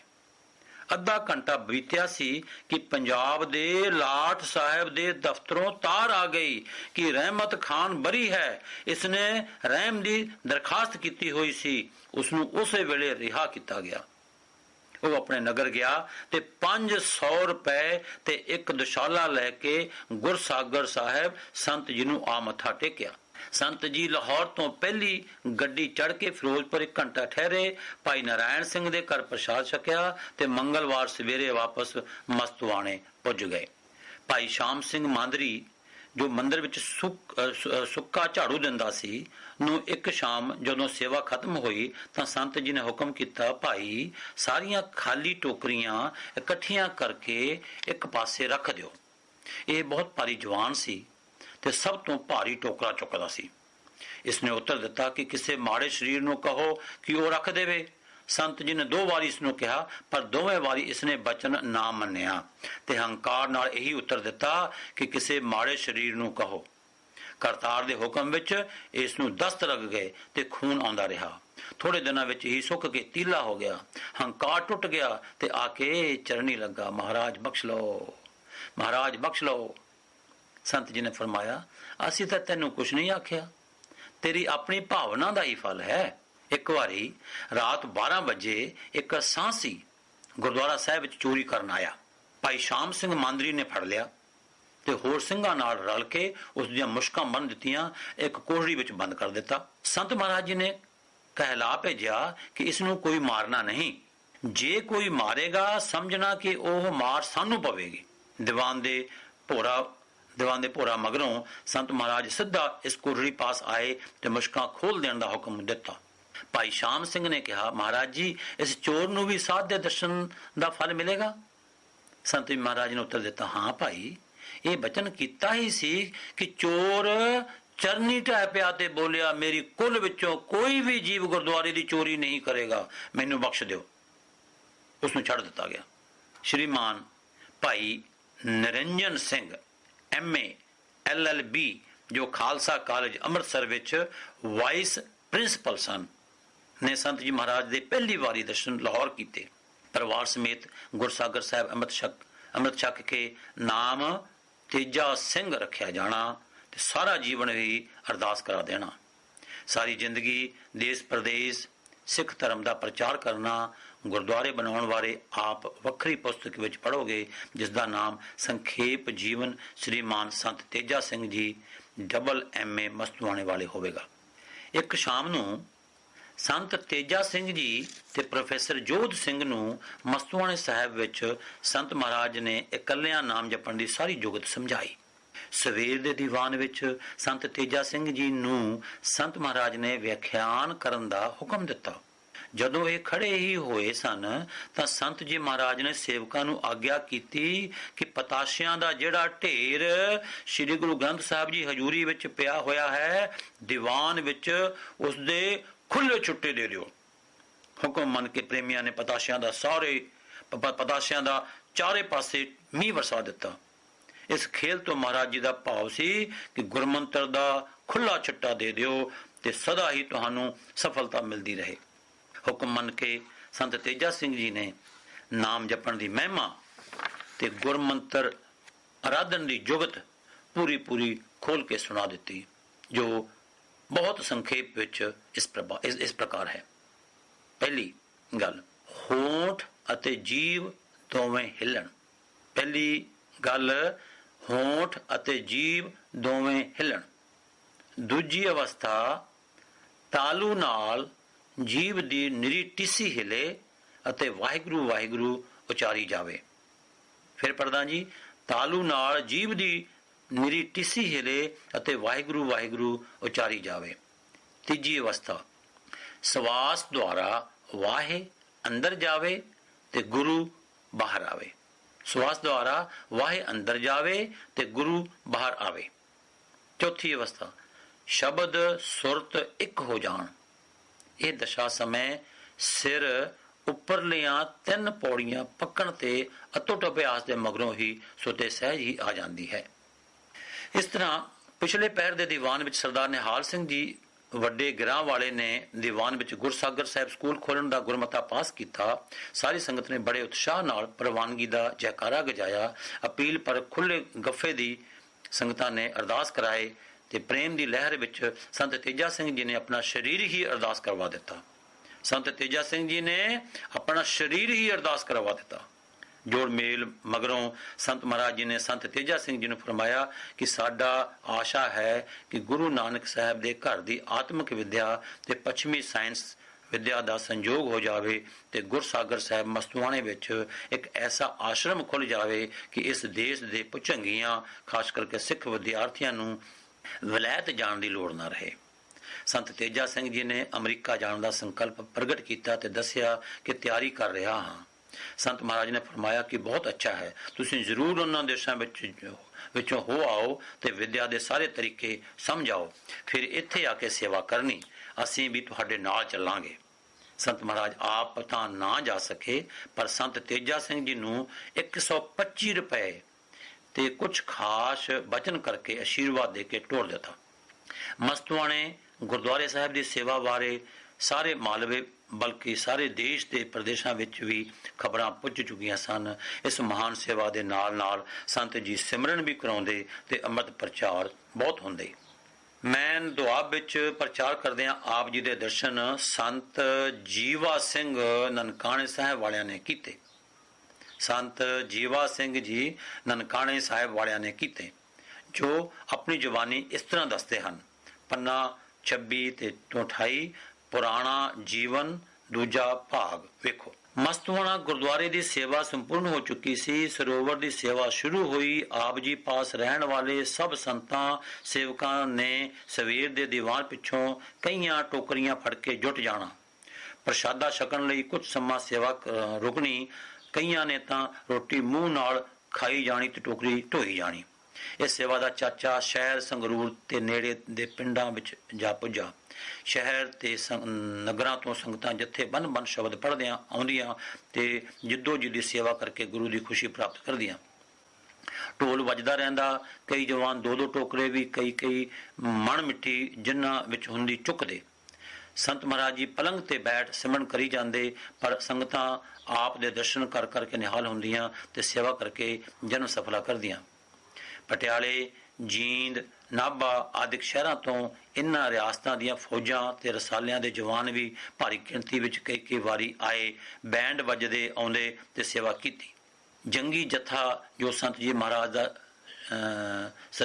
ਸਦੀਂਦਾ ਸੀ ਦੇ ਮੁਕਾਬਲੇ ਵਿੱਚ ਕੋਈ ਵੀ ਜਵਾਨ ਭਾਰ ਨਾ ਚੁੱਕ ਸਕਦੇ ਤੇ ਇਤਨੀ ਦੇਰ ਟੋਕਰੀ ਢੋ ਸਕਦੇ, ਮਾਨੋ ਇਹ ਕਰਤਾਰ ਦੇ ਹੁਕਮ ਵਿੱਚ ਇਕੱਠੇ ਸੇਵਾ ਲਈ ਹੀ ਆਏ ਹੋਏ ਹਨ। ਇਹਨਾਂ ਦੇ ਜਥੇਦਾਰ ਭਾਈ ਉੱਤਮ ਸਿੰਘ ਜੀ ਸਨ। ਇੱਕ ਦਿਨ ਭਾਈ ਸ਼ਾਮ ਸਿੰਘ ਜੀ ਮਾਂਦਰੀ ਸੰਤ ਜੀ ਦੇ ਪਾਸ ਖੜਾ ਸੀ ਤੇ ਸੰਤ ਜੀ ਜਿਸ ਰੇਰੂ ਦੇ ਦਰਖਤ ਹੇਠ ਬੈਠੇ ਹੋਏ ਸਨ ਨੂੰ ਕਹਿ ਰਹੇ ਸਨ। ਸੰਤ ਜੀ ਉਸ ਰੇਰੂ ਦੇ ਦਰਖਤ ਨੂੰ ਸੰਬੋਧਨ ਕਰਕੇ ਕਹਿ ਰਹੇ ਸਨ, ਪ੍ਰੇਮੀਆਂ, ਕਦ ਤੱਕ ਕੰਡਿਆਂ ਵਾਲੀ ਆਪਣੀ ਬਾਣ ਲਾਈ ਰੱਖੀ ਜਾਏਗਾ? ਹੁਣ ਤੂੰ ਇਸ ਸੁਭਾਅ ਨੂੰ ਛੱਡ ਦੇ। ਭਾਈ ਸ਼ਾਮ ਸਿੰਘ ਇਹ ਬਚਨ ਸੁਣ ਕੇ ਹੈਰਾਨ ਹੋ ਗਿਆ ਸੀ ਕਿ ਸੰਤ ਮਹਾਰਾਜ ਦਰਖਤ ਨਾਲ ਵੀ ਮਨੁੱਖਾਂ ਵਾਂਗ ਗੱਲਾਂ ਕਰ ਰਹੇ ਹਨ, ਪਰ ਚੇਤਨ ਸੱਤਿਆ ਨਾਲ ਭਰਪੂਰ ਬਿਰਛ ਸਭ ਕੁਝ ਸਮਝ ਰਿਹਾ ਸੀ। ਸੰਤ ਮਹਾਰਾਜ ਦਾ ਇਹ ਸੁਨੇਹਾ ਹਿਰਦੇ ਵਿੱਚ ਵਸਾ ਲਿਆ ਤੇ ਹੌਲੀ-ਹੌਲੀ ਸੁਭਾਅ ਬਦਲ ਲਿਆ। ਹੁਣ ਵੀ ਇਸ ਦਰਖਤ ਨੂੰ ਜਾ ਕੇ ਹਰਮੰਦਰ ਸਾਹਿਬ ਦੇ ਸਾਹਮਣੇ ਸਰੋਵਰ ਵਾਲੇ ਪਾਸੇ ਵੇਖੋ, ਕੋਈ ਵਿਰਲੀ ਸੂਲ ਹੀ ਹੋਵੇਗੀ, ਕੰਡਾ ਹੈ ਹੀ ਨਹੀਂ। ਬਹੁਤੇ ਜਵਾਨ ਲੱਕਾਂ ਨਾਲ ਘੁੰਗਰੂ ਬੰਨ ਕੇ ਆਉਂਦੇ ਤੇ ਟੋਕਰੀ ਚੁੱਕ ਚੁੱਕ ਦੌੜ ਦੌੜ ਕੇ ਖਾਲੀ ਕਰੀ ਜਾਂਦੇ। ਸੈਂਕੜੇ ਕਈਆਂ ਮਿੱਟੀ ਪੁੱਟਦੀਆਂ, ਵਾਹ ਵਾਹ ਲਿਸ਼ਕਦੀਆਂ, ਜੈ ਜੈਕਾਰੇ ਛੱਡਦੀਆਂ, ਸਤਨਾਮ ਦਾ ਜਾਪ ਕਰਦਿਆਂ ਇਸ ਸੇਵਾ ਦੇ ਧਰਮ ਰੂਪ ਯੁੱਧ ਵਿੱਚ ਜਵਾਨਾਂ ਨੂੰ ਲਾਲੀਆਂ ਚੜ੍ਹਦੀਆਂ ਤੇ ਉਹ ਜਾਪਦਾ ਜਿਵੇਂ ਇਹ ਸੂਰਮੇ ਯੁੱਧ ਰਾਹੀਂ ਕਲਯੁਗ ਦੀ ਜੜ ਪੁੱਟ ਰਹੇ ਹਨ ਤੇ ਸਤਯੁਗ ਦੀ ਨੀਂਹ ਤਿਆਰ ਕਰ ਰਹੇ ਹਨ। ਇੱਕ ਦਿਨ ਦਾਨ ਸਿੰਘ ਵਾਲੇ ਦੇ ਪ੍ਰੇਮੀ ਸੰਤ ਜੀ ਨੂੰ ਨਗਰ ਲੈ ਗਏ। ਉੱਥੇ ਭਾਈ ਲਾਲ ਸਿੰਘ ਜੀ ਮਸਤਾਨਾ ਚੰਗੇ ਨਾਮ ਰਸੀਏ ਰਹਿੰਦੇ ਸਨ। ਸੰਤ ਜੀ ਨੇ ਇਹਨਾਂ ਨੂੰ 2 ਵਾਰੀ ਆਖਿਆ ਕਿ ਭਾਈ ਲਾਲ ਸਿੰਘ ਜੀ, ਸਤਿਗੁਰੂ ਦੇ ਘਰ ਵਿੱਚ ਸੇਵਾ ਮੁੱਖ ਹੈ, ਤੁਸੀਂ ਜ਼ਰੂਰ ਗੁਰਸਾਗਰ ਸਾਹਿਬ ਸਰੋਵਰ ਦੀ ਕਾਰ ਵਿੱਚ ਹਾਜ਼ਰ ਹੋ ਜਾਓ, ਨਾਲ ਸ਼ਬਦ ਦਾ ਅਭਿਆਸ ਕਰੀ ਜਾਓ ਤੇ ਸੇਵਾ ਦਾ ਲਾਹਾ ਵੀ ਲਓ। ਸੇਵਾ ਤੋਂ ਬਿਨਾਂ ਗਰੀਬੀ ਨਹੀਂ ਆਉਂਦੀ, ਭਾਵੇਂ ਪ੍ਰਾਣੀ ਕਿੰਨਾ ਹੀ ਅਭਿਆਸੀ ਕਿਉਂ ਨਾ ਹੋਵੇ। ਦੇਹ ਅਭਿਮਾਨ ਨਹੀਂ ਟੁੱਟਦਾ ਤੇ ਆਤਮ ਪਦ ਦੀ ਪ੍ਰਾਪਤੀ ਨਹੀਂ ਹੋ ਸਕਦੀ। ਭਾਈ ਲਾਲ ਸਿੰਘ ਜੀ ਮਸਤੂਆਣੇ ਆ ਗਏ ਤੇ ਜਦੋਂ ਸੰਤ ਜੀ ਲੁਧਿਆਣੇ ਦੇ ਪਿੰਡਾਂ ਵਿੱਚ ਪ੍ਰਚਾਰ ਲਈ ਗਏ, ਆਪ ਨਾਲ ਰਹੇ। ਫਿਰ ਸੰਤ ਜੀ ਮਹਾਰਾਜ ਲੌਂਗੋਵਾਲ ਗਏ, ਜਿੱਥੇ 7 ਦਿਨ ਰਹੇ। ਇੱਕ ਦਿਨ ਪ੍ਰਸ਼ਾਦ ਛਕਣ ਸਮੇਂ ਭਾਈ ਲਾਲ ਸਿੰਘ ਜੀ ਨੇ ਸੰਤ ਜੀ ਮਹਾਰਾਜ ਦੇ ਭਾਜੇ ਵਿੱਚ ਕੱਚਾ ਘਿਓ ਪ੍ਰੇਮ ਨਾਲ ਪਾ ਦਿੱਤਾ। ਸੰਤ ਜੀ ਨੇ ਫਰਮਾਇਆ ਕਿ ਭਾਈ ਲਾਲ ਸਿੰਘ ਜੀ, ਇਸ ਤਰ੍ਹਾਂ ਕੱਚਾ ਘਿਓ ਖਾਣ ਨਾਲ ਗਲਾ ਖਰਾਬ ਹੋ ਜਾਂਦਾ ਹੈ ਤੇ ਹਰੀ ਕੀਰਤਨ ਵਿੱਚ ਵਿਘਨ ਪੈਂਦਾ ਹੈ। ਭਾਈ ਕਰਮ ਸਿੰਘ ਜੀ ਪਾਸ ਹੀ ਬੈਠਾ ਸੀ, ਬੋਲਿਆ, ਮਹਾਰਾਜ ਜੀ, ਘਿਓ ਬਿਨਾਂ ਖੁਸ਼ਕੀ ਹੋ ਜਾਏਗੀ। ਤਾਂ ਸੰਤ ਜੀ ਨੇ ਫਰਮਾਇਆ, ਭਾਈ, ਖੁਸ਼ਕੀ ਨਹੀਂ ਹੁੰਦੀ, ਨਾਮ ਜਪਦੇ ਜਾਓ, ਤਰੀ ਹੀ ਤਰੀ ਰਹੇਗੀ। ਇੱਥੋਂ ਆਪ ਭੈਣੀ ਗਏ, ਜਿੱਥੇ ਇੱਕ ਦਿਨ ਭਾਈ ਲਾਲ ਸਿੰਘ ਜੀ ਨੂੰ ਪ੍ਰੇਮ ਨਾਲ ਇਹ ਤੁਕ ਗਾ ਕੇ ਸੁਣਾਈ ਤੇ ਅਰਥ ਦੱਸ ਕੇ ਪ੍ਰੇਰਿਆ ਕਿ ਸਮਾਂ ਹੱਥੋਂ ਨਾ ਗਵਾਓ, ਭਜਨ ਵਧਾਓ। ਚੱਬਣ ਚੱਲਣ ਰਤਨ ਸੇ ਸੁਣੀਅਰ ਬਹਿ ਗਏ, ਹਿੜੇ ਮੁੱਤੀ ਧਾ ਸੇ ਜਾਨੀ ਚੱਲ ਗਏ। ਅਰਥ, ਦੰਦ, ਕੰਨ, ਪੈਰ ਤੇ ਅੱਖਾਂ ਜਦ ਕੰਮ ਕਰਨੋਂ ਰਹਿ ਖੜੋਤੇ ਤਾਂ ਸਰੀਰ ਨੇ ਟਾਹ ਮਾਰੀ ਕਿ ਸਾਥੀ ਜਵਾਬ ਦੇ ਗਏ ਹਨ। ਇੱਥੋਂ ਆਪ ਬਾਲੀਆ ਵਿੱਚ ਹਰੀਗੜ੍ਹ, ਫਿਰ ਪੱਠਲ ਵੀ ਜਥੇ ਸਮੇਤ ਗਏ ਤੇ ਤਿੰਨਾਂ ਹੀ ਨਗਰਾਂ ਵਿੱਚ ਚੰਗਾ ਸਤਸੰਗ ਤੇ ਅੰਮ੍ਰਿਤ ਪ੍ਰਚਾਰ ਹੋਇਆ। ਸੰਤ ਗੁਲਾਬ ਸਿੰਘ ਜੀ, ਜੋ ਮਸਤੂਆਣੀ ਦੀ ਸੇਵਾ ਦੇ ਮੁਖੀ ਸਨ, ਸੰਤ ਮਹਾਰਾਜ ਜੀ ਪਾਸ ਪੱਠਲ ਆਏ ਤੇ ਹੋ ਰਹੀ ਸੇਵਾ ਦੇ ਹਾਲਤ ਦੱਸ ਕੇ ਵਾਪਸ ਚਲੇ ਗਏ। ਇਹਨਾਂ ਤੋਂ ਪਹਿਲਾਂ ਸੇਵਾ ਦੇ ਮੁਖੀ ਸੰਤ ਬਿਸ਼ਨ ਸਿੰਘ ਜੀ ਕਾਂਝਲਾ ਸਨ, ਜਿਨ੍ਹਾਂ ਦੇ ਖਾਸ ਬੇਲੀ ਸੰਤ ਪ੍ਰੇਮ ਸਿੰਘ ਜੀ ਸਨ। ਜਤ ਸਾਥੀਆਂ ਨਾਲ ਮਤਭੇਦ ਹੋ ਜਾਣ ਕਰਕੇ ਇਹ ਦੋਨੋਂ ਮਸਤੂਆਣੇ ਤੋਂ ਕਾਂਝਲੇ ਚਲੇ ਗਏ ਸਨ।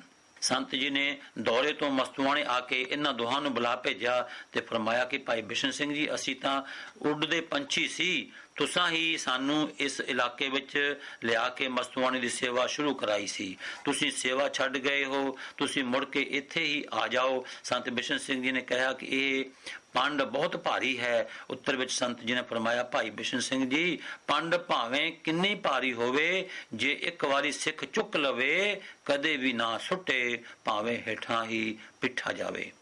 ਭਾਈ ਬਿਸ਼ਨ ਸਿੰਘ ਜੀ ਚੁੱਪ ਕਰ ਰਹੇ ਤੇ ਕਾਂਝਲੇ ਹੀ ਵਾਪਸ ਚਲੇ ਗਏ। ਅਤਰ ਸਿੰਘ ਵਾਲੇ ਦੀ ਸੰਗਤ ਆਪ ਨੂੰ ਨਗਰ ਲੈ ਗਈ। ਉੱਥੇ ਕਿਸੇ ਕਾਰਨ ਆਪ ਨੇ ਫਰਮਾਇਆ, ਚਤੁਰਾਈ ਨਾ ਚਤੁਰਭੁਜ ਪਾਈਐ। ਸਫਾ 324। ਭੋਲੇ ਪਾਏ ਮਿਲੇ ਰਘੁਰਾਇਆ। ਅਸੀਂ ਤਾਂ ਅੱਗੇ ਤੋਂ ਸਾਧਾਰਨ ਅੰਤ ਗੁਰਮੁਖ ਸਿੱਖੀ ਨਾਲ ਰੱਖਿਆ ਕਰਾਂਗੇ। ਬਾਹਲੇ ਪੜ੍ਹੇ ਹੋਏ ਤਾਂ ਵਿਦਿਆ ਦੀ ਮਟਕ ਵਿੱਚ ਮਗਰ ਵਿੱਚ ਭੁੱਲੇ ਹੋਏ ਇੱਕ ਦੂਜੇ ਨਾਲ ਫੋਕੀ ਦਲੀਲਬਾਜ਼ੀ ਹੀ ਕਰੀ ਜਾਂਦੇ ਹਨ। ਸਰੋਵਰ ਦੀ ਸੇਵਾ ਸੰਪੂਰਨ ਹੋਣ ਪਰ ਇਸ ਤੀਰਥ ਦਾ ਨਾਮ ਰੱਖਣ ਲਈ ਅਰਦਾਸਾ ਸੋਧਿਆ ਗਿਆ ਤਾਂ ਹੇਠ ਲਿਖਿਆ ਸ਼ਬਦ ਆਇਆ। ਤਨਾਸਰੀ ਮਹੱਲਾ ਪਹਿਲਾ, ਘਰ ਦੂਜਾ, ਅਸ਼ਟਪਦੀਆਂ। ਗੁਰ ਸਾਗਰ ਰਤਨੀ ਭਰਪੂਰੇ, ਅੰਮ੍ਰਿਤ ਸੰਤ ਚੁਗੈ ਨਹੀਂ ਦੂਰੇ। ਹਰ ਰਸ ਚੋਗ ਚੁਗੈ ਪ੍ਰਭ ਭਾਵੈ, ਸਰਵਰ ਮੈਂ ਹੰਸ ਪ੍ਰਾਨ ਪਤ ਪਾਵੈ। ਕਿਆ ਬਗ ਬੱਪੜਾ ਛੱਪੜੀ ਨਹਾਏ, ਕੀਚੜ ਡੁੱਬੈ ਮੈਲ ਨਾ ਜਾਏ। ਰਹਾਉ ਰਖ ਰਖ ਚਰਨ ਧਰੇ ਵਿਚਾਰੀ, ਦੁਬਿਧਾ ਛੋੜ ਭਏ ਨਿਰੰਕਾਰੀ। ਮੁਕਤ ਪਦਾਰਥ ਹਰ ਰਸ ਚਾਖੇ, ਆਵਣ ਜਾਣ ਰਹੇ ਗੁਰ ਰਾਖੇ। ਮੁਕਤ ਪਦਾਰਥ ਹਰ ਰਸ ਚਾਖੇ, ਆਵਣ ਜਾਣ ਰਹੇ ਗੁਰ ਰਾਖੇ। ਸੰਗਤ ਗਦਗਦ ਹੋ ਗਈ। ਸੰਤ ਮਹਾਰਾਜ ਜੀ ਨੇ ਫਰਮਾਇਆ, ਸਤਿਗੁਰੂ ਜੀ ਨੇ ਆਪਣੀ ਮਿਹਰ ਦੁਆਰਾ ਪੂਰਾ ਹੀ ਨਾਮ ਭੇਜ ਦਿੱਤਾ ਹੈ। ਅੱਜ ਤੋਂ ਇਸ ਤੀਰਥ ਦਾ ਨਾਮ ਗੁਰਸਾਗਰ ਸਾਹਿਬ ਹੋਇਆ। ਥੋੜੇ ਦਿਨਾਂ ਪਿੱਛੋਂ ਸੰਗਰੂਰ ਦੀ ਸੰਗਤ ਸ਼ਹਿਰ ਲੈ ਆਈ। ਸ਼ਹਿਰੋਂ ਬਾਹਰ ਭਾਈ ਬਸੰਤ ਸਿੰਘ ਜੀ ਦੀ ਧਰਮਸ਼ਾਲਾ ਵਿੱਚ ਡੇਰਾ ਕੀਤਾ। ਆਪ 3 ਮਹੀਨੇ ਇੱਥੇ ਰਹੇ। ਮੁਹੱਲੇ ਦੋਨੇ ਵਕਤ ਦੀਵਾਨ ਸਜਦੇ ਤੇ ਹਰ ਮਾਈ ਭਾਈ ਨੇ ਕੀਰਤਨ ਵਿੱਚ ਰਲ ਕੇ ਉੱਚੀ ਸੁਰ ਨਾਲ ਬੋਲਣਾ। ਸ਼ਬਦ ਦੀ ਚੰਗੀ ਗੁੰਜਾਰ ਪੈਂਦੀ। ਲਾਹੌਰ ਤੋਂ ਇੱਕ ਪ੍ਰੇਮੀ ਨੇ ਮਸਤੂਆਣਾ ਸਾਹਿਬ ਲਈ ਪੱਥਰ ਭੇਜਿਆ, ਜੋ ਸੰਗਰੂਰ ਸਾਹਿਬ ਸ਼ਹਿਰ ਦੀ ਸੰਗਤ ਆਪਣੇ ਸਿਰਾਂ ਤੇ ਚੁੱਕ ਕੇ ਤੋੜ ਗੁਰਦੁਆਰੇ ਸਾਹਿਬ ਪਹੁੰਚਾ ਆਈ ਤਾਂ ਕਿ ਟੁੱਟ ਨਾ ਜਾਏ। ਸੰਤ ਜੀ ਬਹੁਤ ਪ੍ਰਸੰਨ ਹੋਏ ਤੇ ਨਿੱਜੀ ਸੇਵਕ ਭਾਈ ਹਰੀ ਸਿੰਘ ਨੂੰ ਫਰਮਾਇਆ, ਇਹਨਾਂ ਸਿੰਘਾਂ ਦੀ ਸੇਵਾ ਧਨ ਹੈ। ਅੱਜ ਇਹਨਾਂ ਨੂੰ ਸ਼ਹਿਰੋਂ ਮਠਿਆਈ ਲਿਆ ਕੇ ਛਕਾ ਕੇ ਪ੍ਰਸੰਨ ਕਰੋ। ਹੁਕਮ ਪਾ ਕੇ ਭਾਈ ਹਰੀ ਸਿੰਘ ਨੇ 3 ਵੱਡੀਆਂ ਪਰਾਤਾਂ ਲੱਡੂਆਂ ਦੀਆਂ ਲਿਆ ਕੇ ਛਕਾਈਆਂ। ਇਸ ਸਮੇਂ ਸਰਦਾਰ ਪ੍ਰੇਮ ਸਿੰਘ ਜੀ ਰਾਜੋ ਮਾਜਰੇ ਵਾਲੇ ਵਜ਼ੀਰ ਰਿਆਸਤ ਦੀ ਆਪ ਪਰ ਬਹੁਤ ਸ਼ਰਧਾ ਵੱਧ ਗਈ, ਜੋ ਦੀਵਾਨਾਂ ਵਿੱਚ ਆਉਂਦੇ ਤੇ ਕਈ ਵਾਰੀ ਵੱਖਰਿਆਂ ਵੀ ਵਿਚਾਰਾਂ ਆਪ ਜੀ ਨਾਲ ਕਰਦੇ।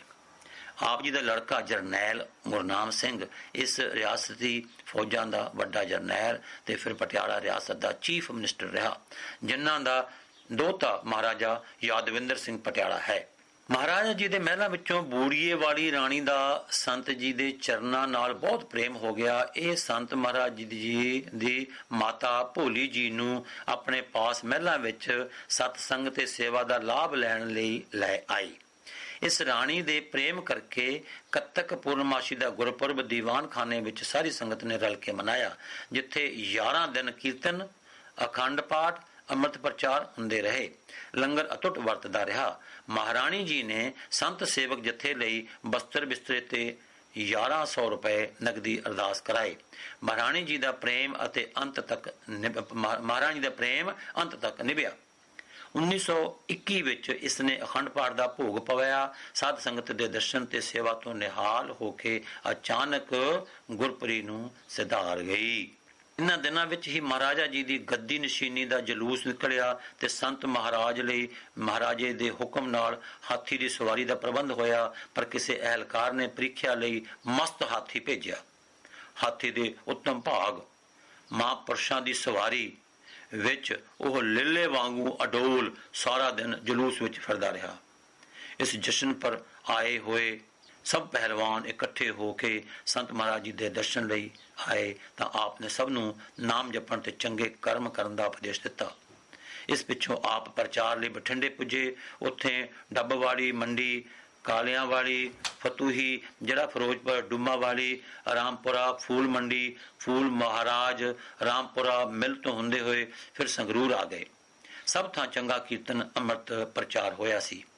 ਇੱਥੋਂ ਧਰਮਸ਼ਾਲਾ ਦੇ ਖੱਬੇ ਪਾਸੇ ਤਲਾਅ ਹੈ। ਇੱਥੇ ਨਵਾਂ ਬਿਜਲੀ ਘਰ ਬਣਿਆ ਸੀ। ਇੱਕ ਦਿਨ ਇੱਥੋਂ ਦੇ ਮਿਸਤਰੀ ਨੇ ਸੰਤ ਮਹਾਰਾਜ ਜੀ ਨੂੰ ਕਾਰਖਾਨਾ ਦਿਖਾਇਆ ਤੇ ਦੱਸਿਆ ਕਿ ਚੁੰਬਕ ਪੱਥਰ ਦੇ ਘੇਰੇ ਵਿੱਚ ਇੱਕ ਲੋਹੇ ਦੇ ਖੇਨੂ ਜਿਹੇ ਦੇ ਬੜੇ ਜ਼ੋਰ ਨਾਲ ਫਿਰਨ ਕਰਕੇ ਸ਼ਕਤੀਵਾਨ ਬਿਜਲੀ ਪੈਦਾ ਹੁੰਦੀ ਹੈ।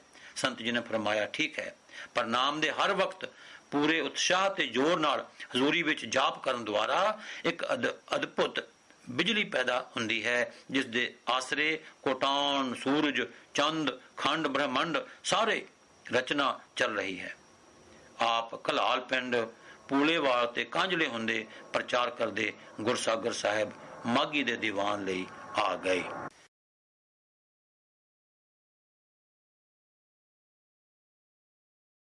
ਸ੍ਰੀਮਾਨ ਸੰਤ ਤੇਜਾ ਸਿੰਘ ਜੀ ਡਬਲ MA ਨੇ ਪ੍ਰਦੇਸ਼ਾਂ ਵਿੱਚ ਆਪ ਵੱਲੋਂ ਜੋ ਸਿੱਖੀ ਪ੍ਰਚਾਰ ਕੀਤਾ, ਗੁਰਦੁਆਰੇ ਬਣਵਾਏ, ਉਸ ਦਾ ਸੰਖੇਪ ਵਰਣਨ।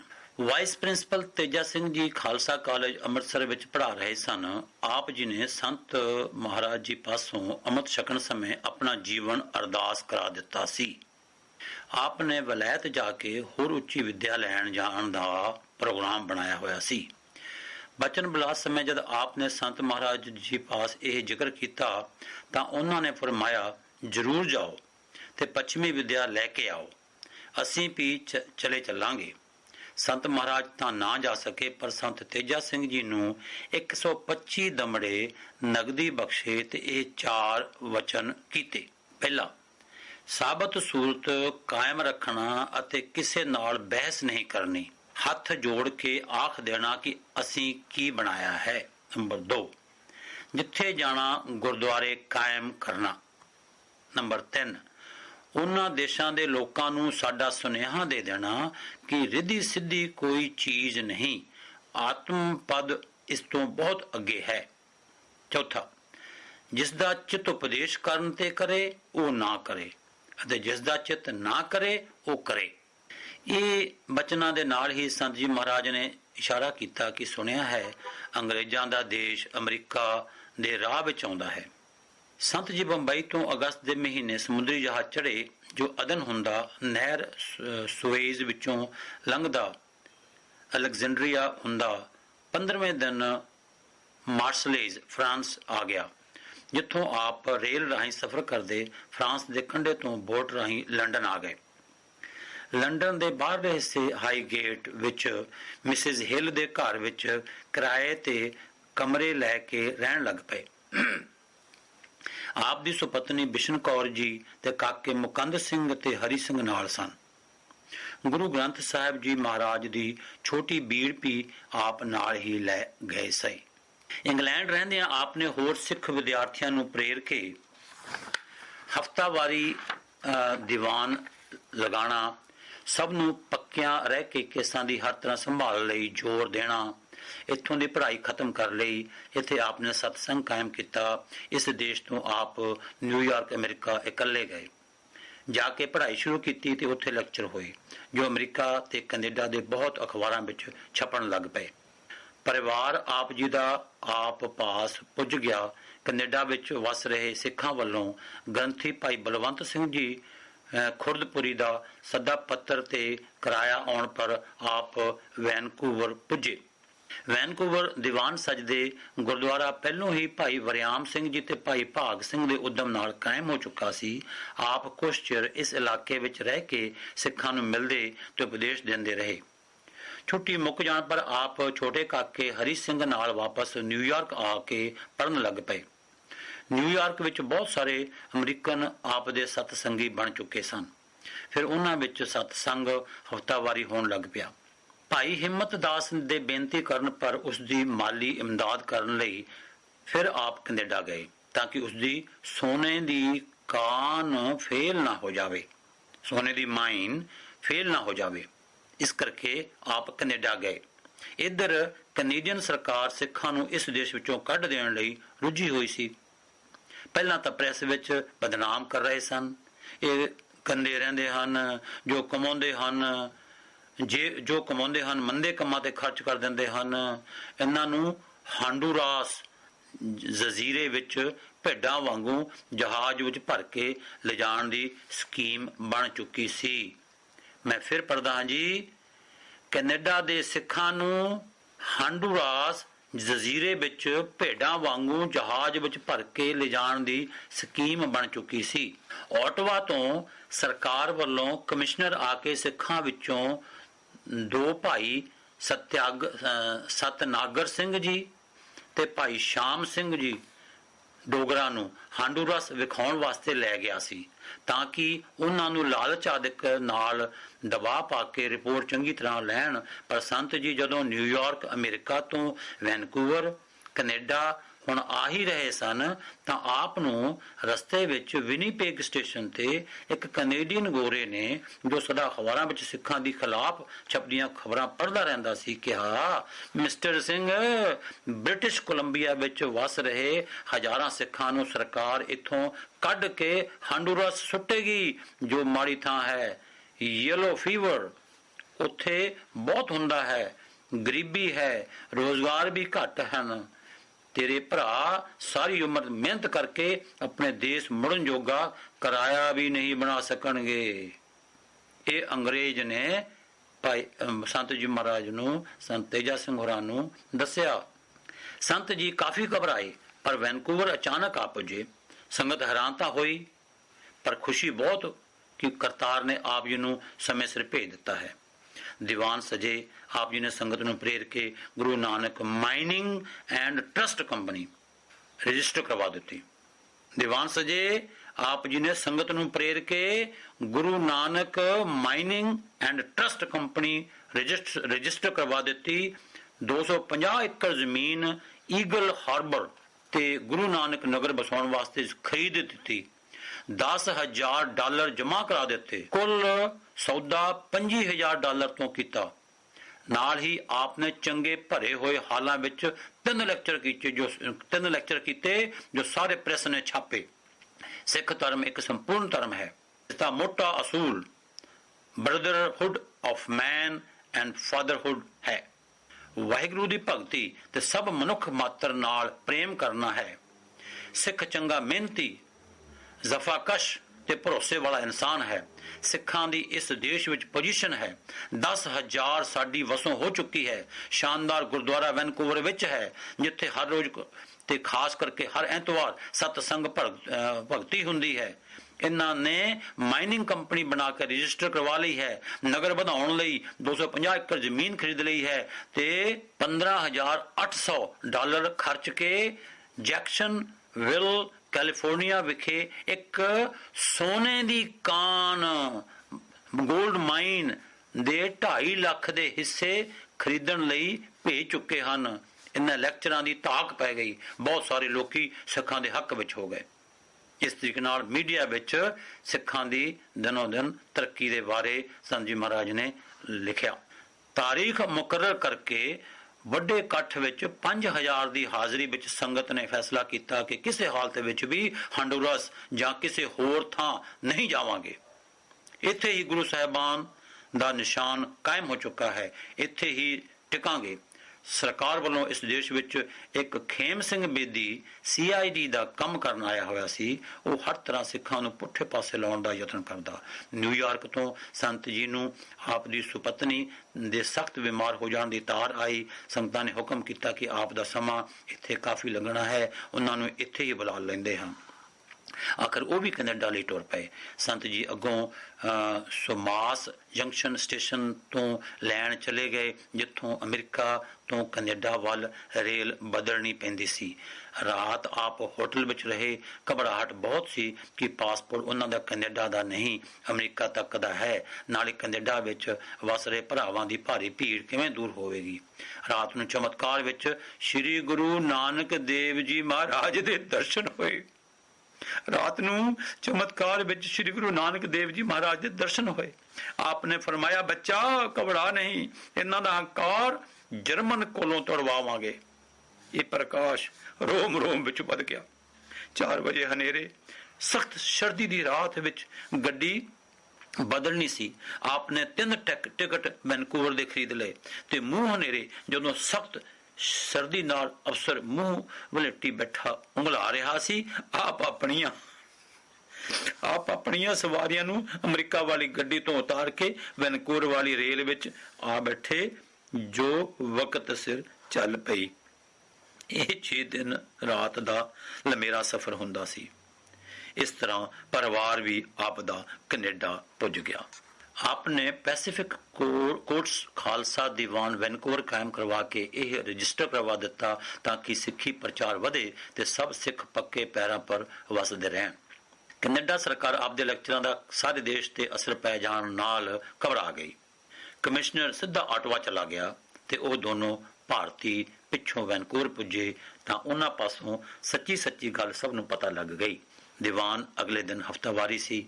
ਉਹਨਾਂ ਨੇ ਸਾਰੀ ਗੱਲ ਆਖ ਸੁਣਾਈ ਤਾਂ ਸੰਗਤ ਨੇ ਫਿਰ ਜੈਕਾਰੇ ਨਾਲ ਕੈਨੇਡਾ ਵਿੱਚ ਹਰ ਹਾਲਤ ਵਿੱਚ ਟਿਕੇ ਰਹਿਣ ਦਾ ਮਤਾ ਪਾਸ ਕਰ ਦਿੱਤਾ, ਜੋ ਅਖਬਾਰਾਂ ਵਿੱਚ ਛਪ ਗਿਆ ਕਿ ਹਾਂਡੂਰਸ ਕਿਸੇ ਹਾਲਤ ਵਿੱਚ ਵੀ ਨਹੀਂ ਜਾਣਾ। ਕਮਿਸ਼ਨਰ ਨੇ ਅਖਬਾਰਾਂ ਵਿੱਚ ਪੜ੍ਹ ਕੇ ਵੈਨਕੂਵਰ ਸਿੱਖ ਗੁਰਦੁਆਰੇ ਨੂੰ ਲਿਖ ਭੇਜਿਆ, ਜੋ ਭਾਰਤੀਆਂ ਨੇ ਰਿਪੋਰਟ ਸੁਣਾਈ ਹੈ ਉਹ ਠੀਕ ਹੈ। ਮੈਂ ਆਪ ਆ ਕੇ ਅਸਲੀ ਹਾਲਤ ਸੁਣਾਵਾਂਗਾ।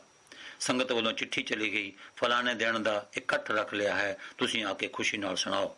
ਮਿੱਥੇ ਦਿਨ ਉਹ ਇੱਕ ਪਾਦਰੀ ਤੇ ਪੁਲਿਸ ਅਫਸਰਾਂ ਨਾਲ ਗੁਰਦੁਆਰੇ ਆਇਆ।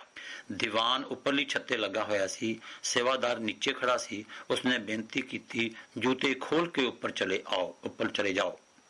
ਉਹ ਤਾਂ ਤਿਆਰ ਹੋ ਗਿਆ, ਪਰ ਪਾਦਰੀ ਨੇ ਰੋਕ ਦਿੱਤਾ। ਉਸ ਕਹਿਲਾ ਭੇਜਿਆ ਕਿ ਸਭ ਸਿੱਖ ਨੀਚੇ ਚਲੇ ਆਉਣ। ਸੰਗਤ ਸੋਚ ਹੀ ਰਹੀ ਸੀ ਕਿ ਸ਼੍ਰੀਮਤੀ ਬਿਸ਼ਨ ਕੌਰ ਜੀ, ਸੰਤ ਜੀ ਦੀ ਸੁਪਤਨੀ, ਨੇ ਗਰਜ ਕੇ ਕਿਹਾ, ਇਹ ਗੁਰੂ ਦਰਬਾਰ ਦੀ ਨਿਰਾਦਰੀ ਹੈ, ਉਹ ਉੱਪਰ ਆਵੇ, ਸਭ ਸਤਿਕਾਰ ਦਿਓ, ਪਰ ਥੱਲੇ ਉਸਦਾ ਹੁਕਮ ਸੁਣ ਨਹੀਂ ਜਾਣਾ ਚਾਹੀਦਾ। ਸੰਗਤ ਨੇ ਪ੍ਰਵਾਨ ਕਰਕੇ ਜੈਕਾਰਾ ਵਜਾ ਦਿੱਤਾ। ਉਹ ਥੱਲੇ ਜੈਕਾਰਾ ਸੁਣ ਕੇ ਬਿਨਾਂ ਕੁਝ ਸੁਣਾਏ ਜਲਦੀ ਨਾਲ ਡਰਦਾ ਚਲਾ ਗਿਆ। ਸਰਕਾਰ ਨੇ ਫਿਰ ਜਨਰਲ ਸਨੇਵ ਹਾਂਡੂਰਸ ਦੇ ਗਵਰਨਰ ਨੂੰ ਬੁਲਾ ਭੇਜਿਆ ਕਿ ਉਹ ਸਿੱਖਾਂ ਨੂੰ ਪ੍ਰੇਰ ਕੇ ਭਰੋਸਾ ਦਿਵਾ ਕੇ ਤਿਆਰ ਕਰ ਲਵੇ। ਉਹ ਹਿੰਦੁਸਤਾਨ ਵਿੱਚ ਰਹਿ ਚੁੱਕਾ ਸੀ, ਹਿੰਦੁਸਤਾਨੀ ਅੱਛੀ ਬੋਲ ਤੇ ਸਮਝ ਲੈਂਦਾ ਸੀ। ਉਹ ਆ ਕੇ ਵੈਨਕੂਵਰ ਹੋਟਲ ਵਿੱਚ ਠਹਿਰਿਆ ਤੇ ਸਿੱਖਾਂ ਦੇ ਘਰ ਜਾਂ ਕਾਰਖਾਨਿਆਂ ਵਿੱਚ ਜਾ ਕੇ ਪ੍ਰੇਰਦਾ ਰਿਹਾ, ਪਰ ਕੋਈ ਵੀ ਹਾਂਡੂਰਸ ਜਾਣ ਨੂੰ ਤਿਆਰ ਨਾ ਹੋਇਆ। ਉਸਨੇ ਵੈਨਕੂਵਰ ਵਰਲਡ ਅਖਬਾਰ ਵਿੱਚ ਆਪਣਾ ਬਿਆਨ ਛਪਵਾ ਦਿੱਤਾ ਕਿ ਸਿੱਖ ਲੋਕ ਚੰਗੇ, ਮਿਹਨਤੀ, ਬਹਾਦਰ ਮਿਲਣਸਾਰ ਕੈਨੇਡਾ ਵਿੱਚ ਇਹ ਬਹੁਤ ਚੰਗੀ ਤਰ੍ਹਾਂ ਵਸ ਚੁੱਕੇ ਹਨ, ਜਾਇਦਾਦਾਂ ਦੇ ਮਾਲਕ ਹਨ, ਤੇ ਜੇ ਇੱਥੋਂ ਇਹ 5-10 ਹਜ਼ਾਰ ਸਿੱਖ ਧੱਕੇ ਨਾਲ ਕੱਢ ਦਿੱਤੇ ਜਾਣਗੇ ਤਾਂ ਹਿੰਦੁਸਤਾਨ ਵਿੱਚ 50,000 ਸਿੱਖ ਫੌਜੀ ਵਿਗੜ ਜਾਣਗੇ, ਜਿਨ੍ਹਾਂ ਨੂੰ ਕਾਬੂ ਰੱਖਣ ਲਈ 2 ਲੱਖ ਗੋਰਾ ਫੌਜ ਹੋਰ ਭੇਜਣੀ ਪਵੇਗੀ। ਸੋ ਸਰਕਾਰ ਕੈਨੇਡਾ ਨੇ ਖਿਆਲ ਛੱਡ ਦਿੱਤਾ। ਆਪਣੇ 5 ਪਿਆਰਿਆਂ ਦਾ ਜੱਥਾ ਨਾਲ ਲੈ ਕੇ ਵਿਕਟੋਰੀਆ ਆ ਕੇ ਪ੍ਰਚਾਰ ਕੀਤਾ ਤੇ ਪ੍ਰੇਰਣਾ ਕਰਕੇ ਗੁਰਦੁਆਰਾ ਕਾਇਮ ਕਰਵਾਇਆ। ਜ਼ਮੀਨ ਖਰੀਦੀ ਗਈ ਤੇ ਉਗਰਾਹੀ ਕਰਾ ਦਿੱਤੀ। ਫਿਰ ਇੱਥੋਂ ਜੱਥੇ ਸਮੇਤ ਸਿਆਟਲ ਤੇ ਪੋਰਟਲੈਂਡ ਅਮਰੀਕਾ ਆਦਿਕ ਵਸ ਰਹੇ ਸਿੱਖਾਂ ਪਾਸ ਜਾ ਕੇ ਅੰਮ੍ਰਿਤ ਛਕਾਉਂਦੇ ਰਹੇ।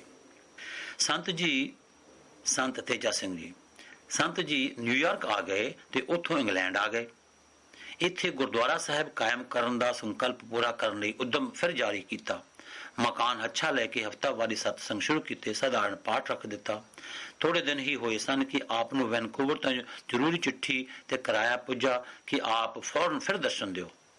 ਆਪ ਪਰਿਵਾਰ ਨੂੰ ਉੱਥੇ ਛੱਡ ਕੇ ਜਹਾਜ਼ ਰਾਹੀਂ ਨਿਊਯਾਰਕ ਉਤਰੇ ਤੇ ਅੱਗੋਂ ਰੇਲ ਰਾਹੀਂ ਵੈਨਕੂਵਰ ਆਉਂਦੇ ਹੋਏ ਰਸਤੇ ਵਿੱਚ ਅਮਰੀਕਾ ਦੀ ਪ੍ਰਸਿੱਧ ਯੂਨੀਵਰਸਿਟੀ ਸ਼ਿਕਾਗੋ ਵਿੱਚ ਪ੍ਰਸਿੱਧ ਪਾਦਰੀ ਨੂੰ ਮਿਲੇ।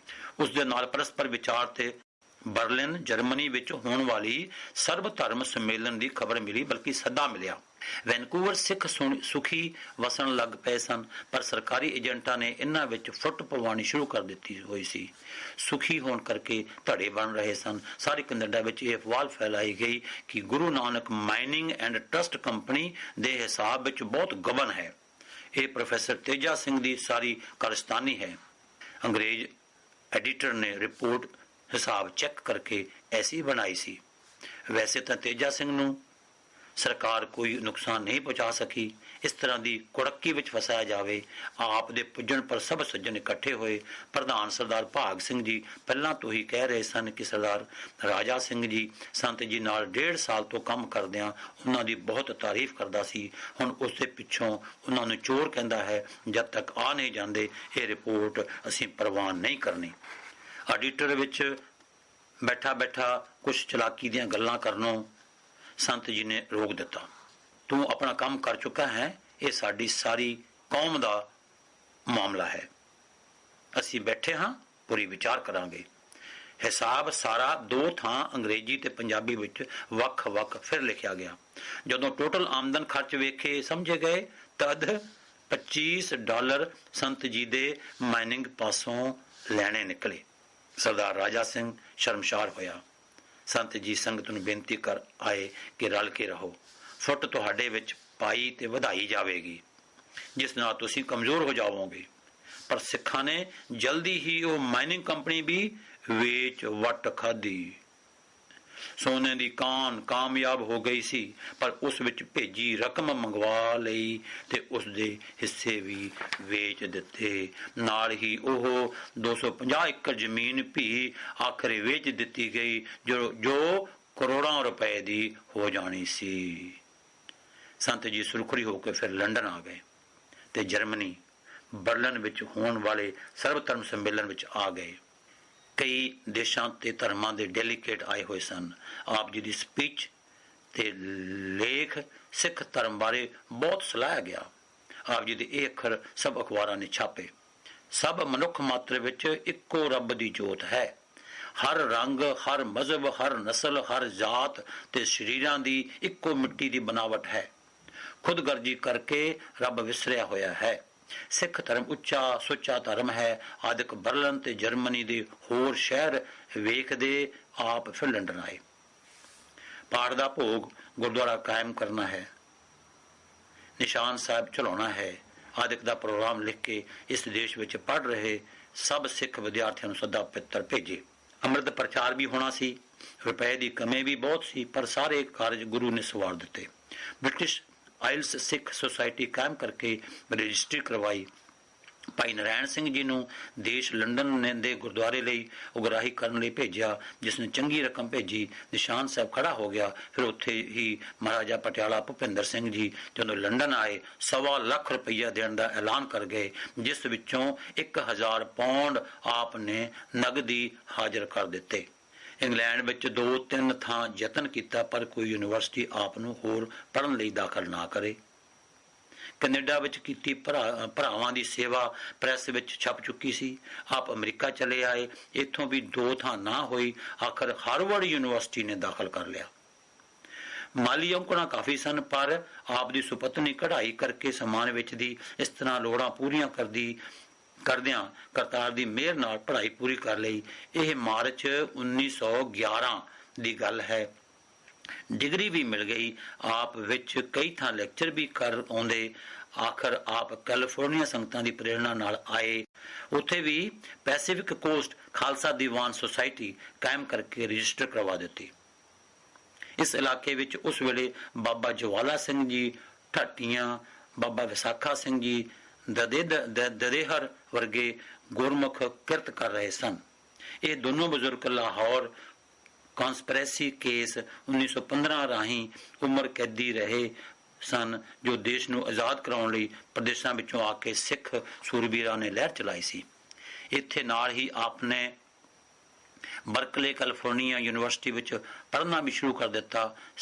ਸਟਾਕਟਨ ਗੁਰਦੁਆਰਾ ਤਿਆਰ ਹੁੰਦਾ ਰਿਹਾ, ਜਿਸ ਲਈ ਉਗਰਾਹੀ ਦੇ ਨਾਲ ਆਪ ਅੰਮ੍ਰਿਤ ਪ੍ਰਚਾਰ ਵੀ ਇਸ ਸਾਰੇ ਇਲਾਕੇ ਵਿੱਚ ਵਸ ਰਹੇ ਬਹੁਤ ਸੰਗਾਂ ਵਿੱਚ ਕਰਦੇ ਰਹੇ। ਵੈਨਕੂਵਰ ਸੰਗਤ ਵੱਲੋਂ ਫਿਰ ਪ੍ਰੇਮ ਭਰੀ ਜ਼ੋਰਦਾਰ ਮੰਗ ਆਉਣ ਪਰ ਆਪ ਵੈਨਕੂਵਰ ਗਏ। ਸਿੱਖ ਤਾਂ ਵਸ ਚੁੱਕੇ ਸਨ। ਇਹਨਾਂ ਨੂੰ ਹਾਂਡੂਰਸ ਭੇਜਣ ਦੀ ਸਰਕਾਰ ਦੀ ਸਕੀਮ ਫੇਲ ਹੋ ਚੁੱਕੀ ਸੀ। ਪ੍ਰੋਫੈਸਰ ਤੇਜਾ ਸਿੰਘ ਨੂੰ ਹਿਸਾਬ ਦੀ ਗੜਬੜ ਬਹਾਨੇ ਜੇਲ੍ਹ ਪਾਉਣ ਦੀ ਸਕੀਮ ਵੀ ਸਿਰੇ ਨਹੀਂ ਸੀ ਚੜੀ। ਸਿੱਖਾਂ ਵਿੱਚ ਫੁੱਟ ਵੀ ਥੋੜੀ ਪੈ ਚੁੱਕੀ ਸੀ, ਪਰ ਸਰਕਾਰ ਨੇ ਹੁਣ ਹੋਰ ਤਗੜਾ ਹੱਲਾ ਕੀਤਾ ਕਿ ਇਹਨਾਂ ਦੀਆਂ ਔਰਤਾਂ ਇਸ ਦੇਸ਼ ਵਿੱਚ ਨਾ ਆਉਣ ਦਿਓ, ਨਾ ਇਹਨਾਂ ਦੀ ਔਲਾਦ ਵਧੇਗੀ ਤੇ ਕੁਛ ਉਦਾਸ ਹੋ ਕੇ ਮੁਰਦੇ ਜਾਣਗੇ। ਇਹ ਸਕੀਮ ਬਣੀ। ਇਸ ਤਰ੍ਹਾਂ ਇਹ ਸਾਡੇ ਦੇਸ਼ ਵਿੱਚ ਵਸ ਨਹੀਂ ਸਕਣਗੇ। ਕੈਨੇਡਾ ਦੀ ਇੱਕ ਇਹ ਹੋਰ ਪੋਲਿਟਿਕਸ। ਭਾਈ ਹਰਨਾਮ ਸਿੰਘ ਜੀ ਗ੍ਰੰਥੀ ਤੇ ਭਾਈ ਭਾਗ ਸਿੰਘ ਜੀ ਆਪਣੀਆਂ ਸੁਪਤਨੀਆਂ ਸਮੇਤ ਸਨ ਫਰਾਂਸਿਸਕੋ ਆਏ, ਪਰ ਸਰਕਾਰ ਨੇ ਉਤਰਨ ਨਾ ਦਿੱਤਾ। ਇਹ ਵਾਪਸ ਸ਼ੰਘਾਈ ਚਲੇ ਗਏ ਤੇ ਉੱਥੋਂ ਜਹਾਜ਼ ਚੜ੍ਹ ਕੇ ਵੈਨਕੂਵਰ ਕੈਨੇਡਾ ਆਏ। ਸਰਕਾਰ ਨੇ ਉਤਰਨ ਤਾਂ ਦਿੱਤੇ, ਪਰ ਔਰਤਾਂ ਨੂੰ ਮੋੜ ਦੇਣ ਦਾ ਖਿਆਲ ਬਣਾ ਲਿਆ। ਹੁਣ ਸੰਤ ਜੀ ਵੈਨਕੂਵਰ ਜਦੋਂ ਆਏ ਤਾਂ ਸੰਗਤ ਨੇ ਬਹੁਤ ਖੁਸ਼ੀ ਮਨਾਈ, ਸਤਿਕਾਰ ਕੀਤਾ, ਦੀਵਾਨ ਸਜਿਆ। ਗੁਰਮਤਾ ਹੋ ਕੇ ਸੰਤ ਜੀ ਕੁਝ ਸੱਜਣਾਂ ਨੂੰ ਨਾਲ ਲੈ ਕੇ ਆਟਵਾ ਰਾਜਧਾਨੀ ਜਾ ਕੇ ਵਜ਼ੀਰਾਂ ਨੂੰ ਮਿਲੇ, ਪਰ ਉਹ ਟਾਲਵੇਂ ਹੀ ਉੱਤਰ ਦੇਣ। ਆਪ ਨੇ ਉੱਥੇ 10,000 ਦੀ ਭਾਰੀ ਹਾਜ਼ਰੀ ਵਿੱਚ ਅੰਗਰੇਜ਼ੀ ਵਿੱਚ ਕਿਸੇ ਮੈਦਾਨ ਵਿੱਚ ਲੈਕਚਰ ਕਰਕੇ ਕੈਨੇਡੀਅਨ ਸਰਕਾਰ ਦੀ ਬਹਾਨਾਬਾਜ਼ੀ ਖੋਲ ਕੇ ਦੱਸੀ, ਪਰ ਸਰਕਾਰ ਨਾ ਮੰਨੇ। ਫਿਰ ਪ੍ਰਧਾਨ ਜੀ ਗੁਰਮਤਾ ਹੋ ਕੇ ਸੰਤ ਜੀ ਕੁਝ ਸੱਜਣਾਂ ਨੂੰ ਨਾਲ ਲੈ ਕੇ ਆਟਵਾ ਰਾਜਧਾਨੀ ਜਾ ਕੇ ਵਜ਼ੀਰਾਂ ਨੂੰ ਮਿਲੇ, ਪਰ ਉਹ ਟਾਲਵੇਂ ਹੀ ਉੱਤਰ ਦੇਣ। ਆਪ ਨੇ ਉੱਥੇ 10,000 ਦੀ ਭਾਰੀ ਹਾਜ਼ਰੀ ਵਿੱਚ ਆਟਵਾ ਵਿਖੇ 10,000 ਦੀ ਭਾਰੀ ਹਾਜ਼ਰੀ ਵਿੱਚ ਅੰਗਰੇਜ਼ੀ ਵਿੱਚ ਕਿਸੇ ਮੈਦਾਨ ਦੇ ਵਿੱਚ ਲੈਕਚਰ ਕਰਕੇ ਕੈਨੇਡੀਅਨ ਸਰਕਾਰ ਦੀ ਬਹਾਨਾਬਾਜ਼ੀ ਖੋਲ ਕੇ ਦੱਸੀ, ਪਰ ਸਰਕਾਰ ਨਾ ਮੰਨੀ। ਆਪ ਵੈਨਕੂਵਰ ਆ ਗਏ ਤੇ ਉੱਥੋਂ ਹੀ ਵਿਕਟੋਰੀਆ ਵਿੱਚ ਗੁਰਦੁਆਰਾ ਸਾਹਿਬ ਦੇ ਮੁਕੰਮਲ ਹੋ ਜਾਣ ਪਰ 6 ਘੋੜੇ ਦੀ ਟਿਫਨ ਪਰ ਸ੍ਰੀ ਗੁਰੂ ਗ੍ਰੰਥ ਸਾਹਿਬ ਜੀ ਮਹਾਰਾਜ ਦੀ ਸਵਾਰੀ ਦਾ ਹਜ਼ਾਰਾਂ ਸਿੰਘਾਂ ਦੀ ਹਾਜ਼ਰੀ ਵਿੱਚ ਜਲੂਸ ਕਢਵਾਇਆ ਤੇ ਮਹਾਰਾਜ ਜੀ ਦਾ ਪ੍ਰਕਾਸ਼ ਹੋਇਆ। ਵੈਨਕੂਵਰ ਤੋਂ ਸੰਗਤ ਨੇ ਉੱਥੋਂ ਦੇ ਵਸਨੀਕ ਸਿੰਘਾਂ ਦੇ ਡੈਪੂਟੇਸ਼ਨ ਨੂੰ ਇੰਗਲੈਂਡ ਤੇ ਹਿੰਦੁਸਤਾਨ ਭੇਜਣ ਦਾ ਪ੍ਰੋਗਰਾਮ ਬਣਾਇਆ। ਆਪਣੇ ਪਰਿਵਾਰ ਸਮੇਤ ਦੇਸ਼ ਆਉਣ ਦੀ ਤਿਆਰੀ ਕਰ ਲਈ ਤੇ ਮਾਰਚ 1913 ਵਿੱਚ ਵੈਨਕੂਵਰ ਤੋਂ ਚੱਲ ਪਏ। ਜਾਪਾਨ, ਸ਼ੰਘਾਈ, ਹਾਂਗਕਾਂਗ, ਮਲਾਇਆ ਪ੍ਰਚਾਰ ਕਰਦੇ, ਹਜ਼ਾਰਾਂ ਸੰਗਤਾਂ ਨੂੰ ਉਤਾਰਦੇ ਆਪ ਸ੍ਰੀ ਗੁਰਸਾਗਰ ਸਾਹਿਬ ਮਸਤੂਆਣਾ ਪੁੱਜੇ।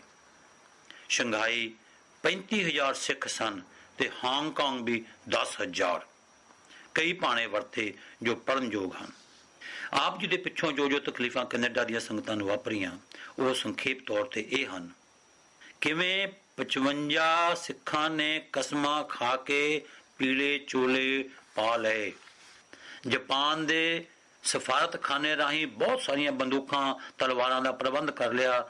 ਗੁਰਦੁਆਰਾ ਸਾਹਿਬ ਨੂੰ ਕਿਲੇ ਵਾਂਗੂ ਮਜ਼ਬੂਤ ਕਰ ਲਿਆ। ਮੋਰਚਾ ਲੱਗਾ। ਸਿੱਖਾਂ ਦੀ ਦਲੇਰੀ ਭਰੀ ਕੁਰਬਾਨੀ ਕਰਕੇ ਸਰਕਾਰ ਝੁਕੀ ਤੇ ਆ ਚੁੱਕੀਆਂ 2 ਭੈਣਾਂ ਨੂੰ ਰਹਿਣ ਦੀ ਆਗਿਆ ਮਿਲ ਗਈ।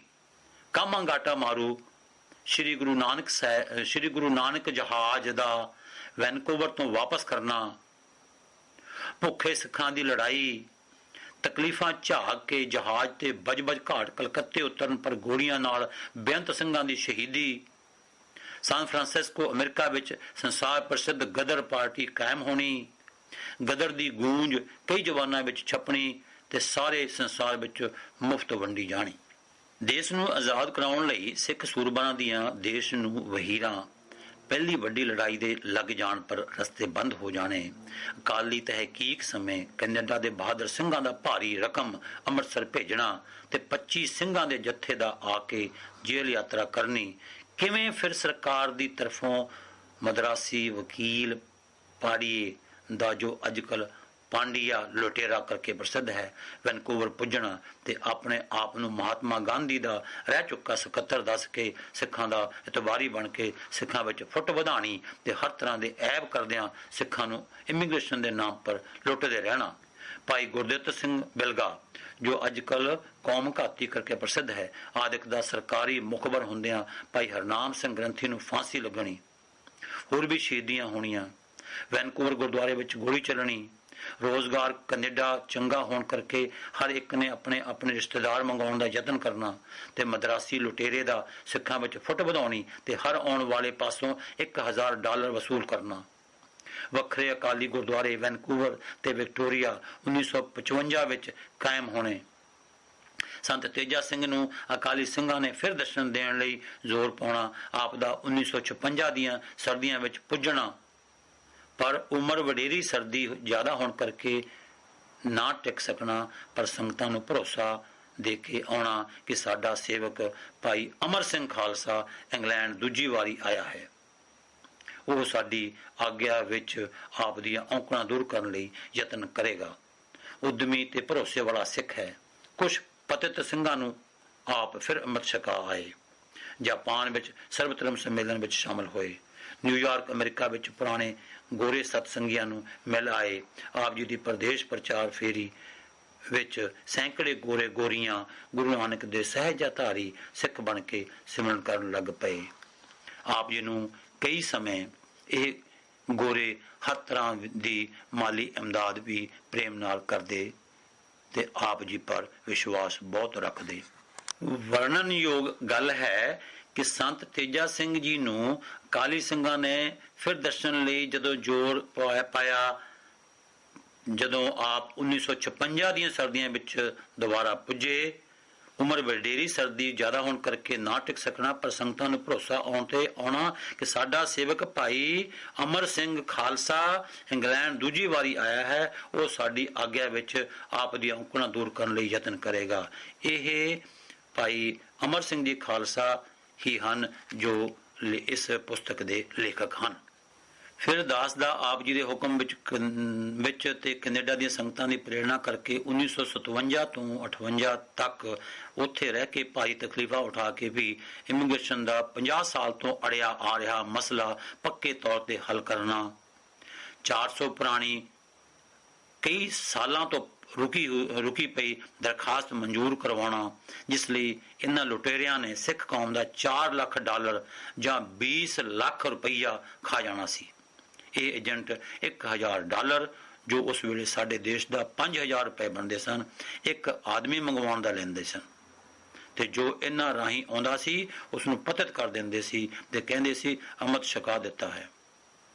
ਦਾਸ ਪਾਸ ਵੈਨਕੂਵਰ ਇਸ ਧੱਕੇ ਬਾਰੇ ਸੰਤ ਤੇਜਾ ਸਿੰਘ ਜੀ ਵੱਲੋਂ ਦੁਬਾਰਾ ਤਾਕੀਦੀ ਹੁਕਮ ਪੁੱਜਣਾ ਤੇ ਦਾਸ ਦੀ ਡਟ ਕੇ ਉਸ ਆਸ਼ਰਦਕ ਪਰ ਧਨੀ ਗਰੁੱਪ ਨਾਲ ਟੱਕਰ ਲੈਣੀ।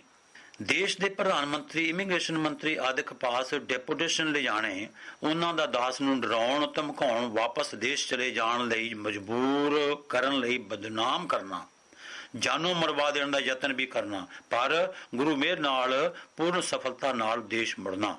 ਇਮੀਗ੍ਰੇਸ਼ਨ ਰਾਹੀਂ ਹੁਣ ਕੋਈ ਏਜੰਟ ਪੈਸੇ ਨਹੀਂ ਖਾ ਸਕਦਾ। ਹਰ ਇੱਕ ਦਾ ਕੰਮ ਵਾਰੀ-ਵਾਰੀ ਠੀਕ ਹੋ ਰਿਹਾ ਹੈ। ਹਜ਼ਾਰਾਂ ਸਿੱਖ ਇਸ ਪਿੱਛੋਂ ਹੋਰ ਪੁੱਜ ਚੁੱਕੇ ਹਨ। ਇਹਨਾਂ ਲੁਟੇਰਿਆਂ ਦੀਆਂ ਲਵਾਈਆਂ ਹੋਈਆਂ ਪਾਬੰਦੀਆਂ ਸਭ ਹਟ ਚੁੱਕੀਆਂ ਹਨ। ਉਸ ਮੋਰਚੇ ਸਮੇਂ ਦੇਸ਼ ਵਿੱਚੋਂ ਗਿਆਨੀ ਅਜਮੇਰ ਸਿੰਘ ਗੱਦਾਰ, ਬੋਰਡ ਦਫ਼ਤਰ ਸਕੱਤਰ ਸ਼੍ਰੋਮਣੀ ਅਕਾਲੀ ਦਲ ਮਾਸਟਰ ਤਾਰਾ ਸਿੰਘ ਤੇ ਗਿਆਨੀ ਹਰਭਜਨ ਸਿੰਘ ਪੇਡ ਆਫਿਸ ਸਕੱਤਰ ਸ਼੍ਰੋਮਣੀ ਗੁਰਦੁਆਰਾ ਪ੍ਰਬੰਧਕ ਕਮੇਟੀ ਅੰਮ੍ਰਿਤਸਰ ਦਾ ਇਹਨਾਂ ਸੰਸਥਾਵਾਂ ਦਾ ਨਾਮ ਤੇ ਅਥਾਰਟੀ, ਇਹ ਸਭ ਤੋਂ ਵੱਡੀਆਂ ਸਿੱਖਾਂ ਦੀਆਂ ਜਥੇਬੰਦੀਆਂ ਦੀ ਆਗਿਆ ਤੋਂ ਬਿਨਾਂ ਕੈਨੇਡਾ ਦੇ ਬਹਾਦਰ ਸਿੰਘਾਂ ਦੀ ਇੱਜ਼ਤ ਇਹਨਾਂ ਦੇ ਉਦਮ ਕਰਕੇ ਦਾਸ ਨੇ ਮਾਸਟਰ ਤਾਰਾ ਸਿੰਘ ਪ੍ਰਧਾਨ ਸ਼੍ਰੋਮਣੀ ਅਕਾਲੀ ਦਲ ਨੂੰ 20,000 ਰੁਪਏ ਭਿਜਵਾਏ ਸਨ। ਕੈਨੇਡਾ ਦੇ ਆਸ਼ਰਦਕ ਪਤਿਤ ਗਰੁੱਪ ਪਾਸੋਂ 2000 ਰੁਪਏ ਤੇ ਦੂਜੇ ਨੇ 500 ਰੁਪਏ ਖਾ ਕੇ ਵੇਚ ਦੇਣਾ ਆਦਿਕ ਬਾਰੇ ਸਾਰੇ ਹਾਲਾਤ ਉਸ ਪੁਸਤਕ ਵਿੱਚ ਪੜ੍ਹੋਗੇ, ਜਿਸ ਵਿੱਚ ਗੱਦਾਰਾਂ ਦੀਆਂ ਕਰਤੂਤਾਂ, ਅਸ਼ਰਦਕਾਂ ਦੇ ਹਮਲੇ ਤੇ ਸਤਿਗੁਰੂ ਦੀ ਮਿਹਰ ਤੇ ਮਹਾਂਪੁਰਸ਼ਾਂ ਦੇ ਆਸ਼ੀਰਵਾਦ ਸਦਕਾ ਸਫਲਤਾ ਬਾਰੇ ਆਪ ਬਹੁਤ ਸਾਰੇ ਕਾਗਜ਼ਾਤ, ਚਿੱਠੀਆਂ ਦੀਆਂ ਫੋਟੋ ਕਾਪੀਆਂ ਵੇਖੋਗੇ। ਉਸ ਕਿਤਾਬ ਦਾ ਨਾਮ ਹੋਵੇਗਾ ਜੀਵਨ ਸ਼੍ਰੀਮਾਨ ਸੰਤ ਤੇਜਾ ਸਿੰਘ ਜੀ MA ਮਸਤੂਆਣਾ ਵਾਲੇ।